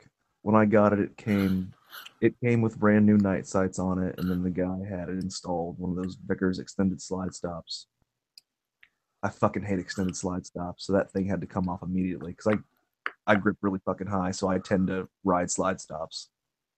So I had to rip that thing right off. I cannot. I don't like it extended slide stops because people use it as a slide release, and that's not what it's made for. It's made to lock your slide back. It's not made to release it. I mean, Glocks are made to go over the top and rack when you're empty. Power stroke it as God intended. Yep. And that's good for combat stuff. Totally agree. Until you get used to doing that, and then grab a hold of it like a Beretta 92. Pinch your fingers. And then freaking take your hand across the back of that safety mounted on the slide and about take your hand off. Here's an interesting thought, Rick. Like IDPA, competition shooting, that's great for learning how to shoot. It's great for, getting fast and accurate. Yeah. Do you ever worry that certain bad habits, when you're speaking of like defensive shooting, that you might pick up in the competition setting just because that's how it is, that it might transfer over if you ever got into a situation where you had to pull your gun? I don't see any bad habits, though. I honestly don't. I think the only bad habit would be being more aggressive than you would want to be. Because you're basically charging, to get to the next spot to shoot. That could be a bad thing. And then if you shoot IDPA, you're trying to shoot behind barricades and that kind of stuff, so that could help. But if you're shooting like a PSA stuff where there's no barricades and you're just hauling ass and going as fast as you can, or are not tactically reloading where you're just dropping mags on the ground that have ammo in them, that could definitely hurt you. Let me ask you this. With the use of barrier in IDPA, do you see anyone ever actually working like proper use of cover, or are they just kind of like behind? No, it'll depend on how your league, how anal they are with the rules. Because when you're behind cover, unless they tell you otherwise, the target that you see first, so you basically are cutting the pie as you would, like, if you're clearing a room or something. So you're supposed to engage the target you see first as you come around. So you can cheat the system, but you can get penalized for cheating the system, and it's a huge point. Point meaning time. They add on a lot of extra time. So if they catch you trying to cheat the system, and there's a name for it, I can't think of it because we hardly ever have to use it, or actually I've never had to use it. Where you've had to do that, not disqualify someone, but you get them blasted with that, and then you add a bunch of seconds to it, and I can't remember what it is. But yeah, and like, and don't take this as me hating on competition shooting. I'm just hesitant because you hear a lot of ad nauseum on YouTube. People, a timer replicates combat stress, and I kind of think that's bullshit. You know what I mean? Like, I think they stretch that idea a little. Well, you hear, and I'm not going to use the right terminology because I can't remember it, but you're basically under stress, and all your fine motor skills, they say, are gone. And you're clumsy basically in that kind of thing. I think in the world of yeah, your dexterity and stuff. I think in the world of you being, and it's nowhere near, I'm not trying to say it is, you know, real live fire, but being under a timer and stressed and trying to win and you know, there's a little more heart rate going and that kind of stuff. That all that stuff helps, I think. Like I've shot a lot of paintball competitions back in the day. I've shot some airsoft stuff. And any of that I consider good because you haven't force on force. And I did a video probably a couple years ago now, but is it a good training aid? And I'll tell you what's more important, I think, is, and I'll give you a great example, is that new shooting range that we have. There's 900 scenarios, and whoever's running the computer can change the outcome. So you never really know what's going to happen. But those are the that's the important stuff, making the split decisions, real life scenarios, basically. You know, they're not real life, but they're as real as they're going to get without being real. And trying to make the split decisions. Because one time you'll do the video, the guy will have a cell phone in his hand where, you know, you just did it a minute ago and he had a rifle in his hand and he shot the hostage or whatever. You know, the stuff can change like that fast. So everything is looking at every little body movement, seeing where he's grabbing, where his hands are, or her hands. And those are the things that really help you out, I think, in the real world. Because I spent, just the other day, I did an hour in there. A little less than an hour. Sorry for the cough. And I was like, man, this is awesome. I go, this is going to work great for you guys. And just having the ability to split second make decisions. Because there was one, I'll give you a perfect example. You are responding to, what was it? A domestic violence call. You know, and you're pretending you're law enforcement. And you're going up the stairs, right? And then you go around, there's a door. It's in an apartment building. So then you have to knock on the door, police department.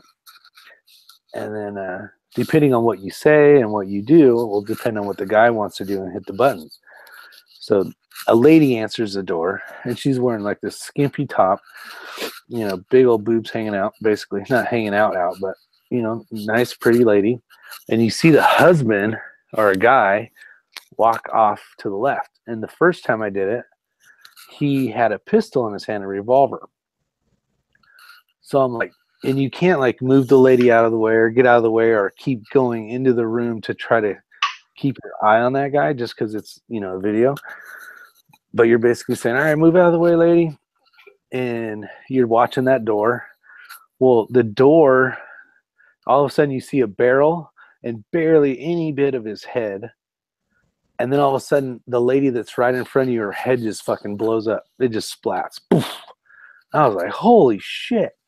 And so I engaged the guy, but it was already over. The screen was already over because you basically had let her, you know, she basically died. So then I go, okay, run this scenario again. So then the next time, the lady, same thing, opens the door. She's wearing like hardly anything. You know, and what they want the officer to do is to get focused in on the pretty lady, right?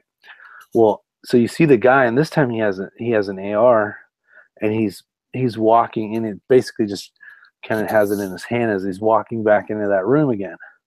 And I'm like, all right. So I'm sitting there and I'm waiting, and the guy comes back through, and then I shot him, right? And then the thing ends. Before that, he shot the lady this time. Okay, so we did it again, and the next time he just walked out and complied, got on the ground. I mean, it's so like the split second decisions, and that's one scenario out of 900, and we probably ran through like, I don't know, 50 of them, and just amazing program that this can definitely help you with. I mean, I was having so much fun shooting people in the face. It was awesome. It was fucking cool. And you can do that like, live fire or lasers. That was bitching. It was freaking awesome. If you've ever read the book On Killing by Lieutenant Colonel Grossman, Dave Grossman.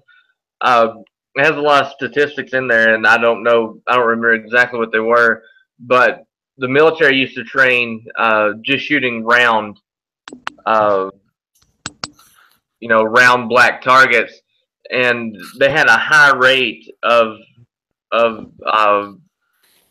people in the military not shooting at the enemy because you're bred, you're wired not to kill another human. So when they train shooting at the round dots, in World War II, the statistics were, they were not shooting at the enemy. Like even back in the Civil War, they would find muskets that had balls packed all the way to the end because the guys were acting like they were shooting. They weren't actually shooting because they didn't want to kill anybody. Well, they changed that after World War II, and then the rate of killing went up dramatically because they changed the way the targets were. Now they get them used to shooting at a human-looking target. Now, with the advancement of targets and the fast systems, it's got more real life training. So you're training yourself now to shoot humans. Yeah. Yeah. No, and I noticed and now that they have it where they don't want to have black targets because they think that it's having police officers. It's training police officers to shoot because they're shooting a black silhouette. Now they're going to shoot black people because of that. Hey man, them black targets didn't do nothing. That's right. Hands up. They were getting their life Black together. targets matter. It's true, though. I'll give you a perfect example of doing something so much that you screw up other stuff. With those scenarios, they had steel plates. So you had like a steel plate challenge, right? I was trying to hit the target twice because basically in IDPA, you got to hit the target twice, then you move on to the next target. And I noticed myself shooting the fucking steel plate twice, or trying to shoot it twice as it's falling down, and then move on. So, like the question that we basically had started with, Misfit, was, do you see that hurting you in one way or another? And that would be something like your body's trained to pull the trigger twice. You know what I'm saying? Like from training in a certain manner.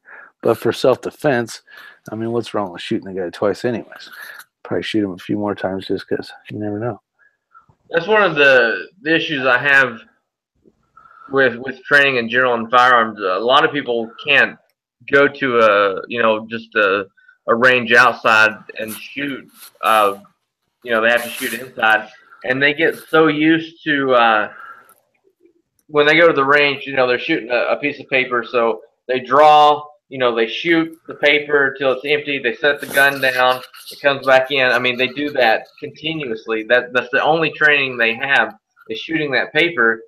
Well, when they get into an actual gunfight, they're standing out in the middle of the open and they're shooting that piece of paper instead of getting the hell out of the way to concealment or recover, because anytime they've ever shot a gun, that's the only thing they've done. When I shoot, when I go out and shoot, I never stand still when I shoot. As soon as I draw my gun when I shoot, I'm moving like left to right, anywhere that there's cover concealment. As soon as I engage the target, I start shooting or I start moving, because I don't want to get in the mindset and the muscle memory that when I draw my gun, I'm staying in one place. I want to move as soon as I draw my gun, because chances are, if I'm going to engage somebody, me or that person's moving, and I want to get the hell out of wherever I'm at, or make myself a harder target to hit if I'm in a gunfight. But if the only thing that I do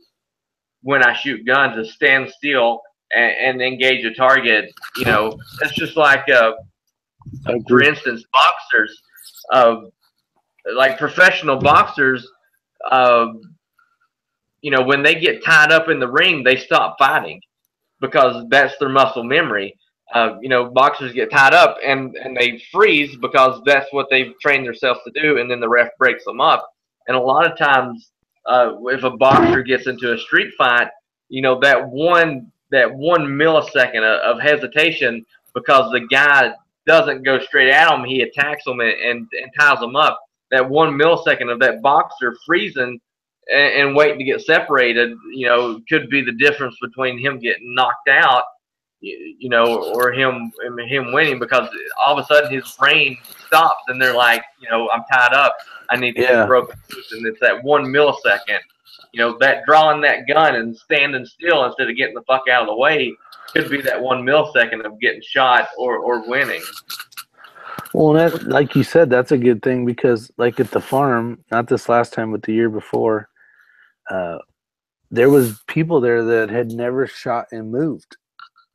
And, I won't say who it is or anything, but he was very uncomfortable having a firearm, shooting at stuff while moving. I mean, he did better the second time and the third time, but he's like, I've never moved. He basically, just like you said, they go to the range, they clip the piece of paper on, they send it down however far they want, they put the gun on the table, load it up, and then pull the trigger a few times, and that's their training for the day. There's nothing wrong with that, but once you're good at that, move on to moving. Moving is very important. Once you get your grip down, once you get your target acquisition down, once you feel comfortable engaging and hitting the target, you should never be sitting still. And then once you get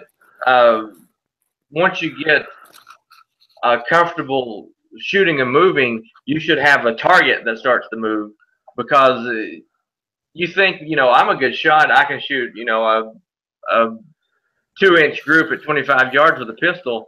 Well, start walking and doing that, or have the target move just a little bit, and then you'll realize that, fuck, I'm a really shitty shot, because that's the only thing that I can do is hit a paper target. I did a video, I called it How to Scare Targets, because when you walk 90 degrees to the target, that is freaking hard to do, man. Oh, yeah. I mean, that is freaking hard to do. And you got to come in like this to get better, and then you get better, and you keep making the angle a little harder, and then you're paralleling the oh my God. Or even just walking straight to the target, just having that body moving up and down, the barrels moving up and down. And a lot of people too, when I shoot, I don't even look at my sights. Like, my sights are not even, it's just straight push forward, fire, because you're not going to have time. You need to learn how to instinctively shoot, and get good at instinctive shooting, close range instinctive shooting, because in a gunfight, that 1 millisecond of lining your target up to shoot could be life or death. And when you shoot too, I try not to shoot any paper targets when I shoot. I shoot reactive targets, because I want that instant feedback. That when I'm shooting into a bank and I have things at the bank that I'm shooting, I want that instant feedback, like shooting steel. You want to know as soon as you fired that that's where I need to be to hit the target. So when you pull out and fire, that instant ring with the steel, the feedback, the reactive, that's what you want to know, that my grip's right, my sight's right. At 7 yards, I can tear somebody up quick without even looking at the sights. Just out, bang, bang, bang, bang, bang. That instant feedback's what you need when you train. But a lot of people, they'll go out and they'll draw, and then they'll take 2 or 3 seconds, aim and fire, 2 or 3 seconds, aim and fire, and that's all good. But that's not gunfighting, that's shooting. Yeah. Oh, good point. Definitely a good topic. Shooting from here, right from the draw. Yeah. You can't see it, but that's throw a couple on target, at 3 yards or whatever. All right, guys. It's 2 something in the morning. I got to hit the road. I got to start getting into a more of a normal day walker schedule. Hey, man, good luck. Sell a shit ton of cars, make millions of dollars, and send me a free AK. Oh, will do. All right, brother. Take care. See you later. All right, we should probably wrap it up. But yeah, definitely good topics. It's 2:15. So I'm hoping to have some good video out. Hoping to have some good videos out on that freaking shooting range. Yeah, I'm looking forward to seeing that. I've been wanting to. I have like 10 videos that I've shot, like nothing really fun that I need to edit and put up. But I've just right now we're right in the middle of putting up a our hazmat building, which is like a 7,200 square foot, station. We're right in the middle of that. We just bought land, and we're trying to get electric and road and everything put into that so we can get our household to move. And then plus we have the Go Gauge thing going on, and then other business and my job. I mean, I've just been slammed. The priorities. Yeah. You all moved into your new house, right? No, we bought the land. We closed on it last week. There's a house on it. It's an old house that we'll probably remodel for a rental. But the place where we're wanting to build on the land is 700-800 feet up the mountain, on top of the mountain. So we got a road in now, and they ran the water day before yesterday. So we have a water line to the top. We're waiting for the health department to get up there so we can see if it'll perk for sewage, and we're getting ready to run power to the top too. Awesome. But I have 3 videos. If you Google Big Valley Homestead on YouTube, I have 3 of the video of them cutting the road, like the initial drive up onto the land when we first found it, and then like them cutting the road, and then we dug and put a pond in already. So I have a video of them putting the pond in. Nice. Yeah, I'll have to check that out. Cool. Get over to Parless channel. Say it again. Parless. Your new channel. Big Valley Homestead. There you go. Take a look at it. Now, I didn't start that YouTube channel to start another YouTube channel. I did it just so I would make myself video the progress of developing the land, because I've done a lot of things in the past and would have been like, man, I wish I had a video or pictures of that, like right when I started this. So I figured if I would do some YouTube videos, it would. No, and then they'll be around for hopefully ever, and you'll get to check them out. And I didn't want to. I was going to put it on my Parlux site, but there's a lot of. It's a kind of an operational security thing, an OPSEC thing. Years ago, we had an emergency plane landing in the 4-lane in our hometown. Like a guy that owns a coal company was flying like one of his airplanes and had to make emergency landing on the 4-lane. Like he couldn't make it to the airport and landed right on the 4-lane. And it was like a big deal in the town because the plane landed on the 4-lane. They had to shut the 4-lane down, and he actually took off from it. Well, I took a video of it because it was cool, and I threw it on my YouTube channel, and not thinking that people around here would find it, because I didn't even think that. Well, somebody found it, and it got shared on, like, it went viral in our town. Like, everybody in our town knew that the plane had landed. Well, here's a video of it taking off. So people, found my YouTube channel, and they're like, here's the crazy survivalist guy. So I didn't want to put all my new content on that, because I didn't want to link it to my life. I don't want people knowing in my town where the land is that I bought, that I'm developing, just for kind of an OPSEC thing. Yeah, makes sense. Because I had a lot of people come up to me afterwards, like, that found my channel because of the plane video that was from my town, being like, man, when the shit hits the fan, I know whose house I'm coming to. I bet I've heard that 1,000 times because of that video. And people find it on my YouTube channel. And that's the shitty thing you don't want to ever hear. Yeah. I just tell them, I won't be at my house with the shit hits the fan. So it's like, yeah, exactly.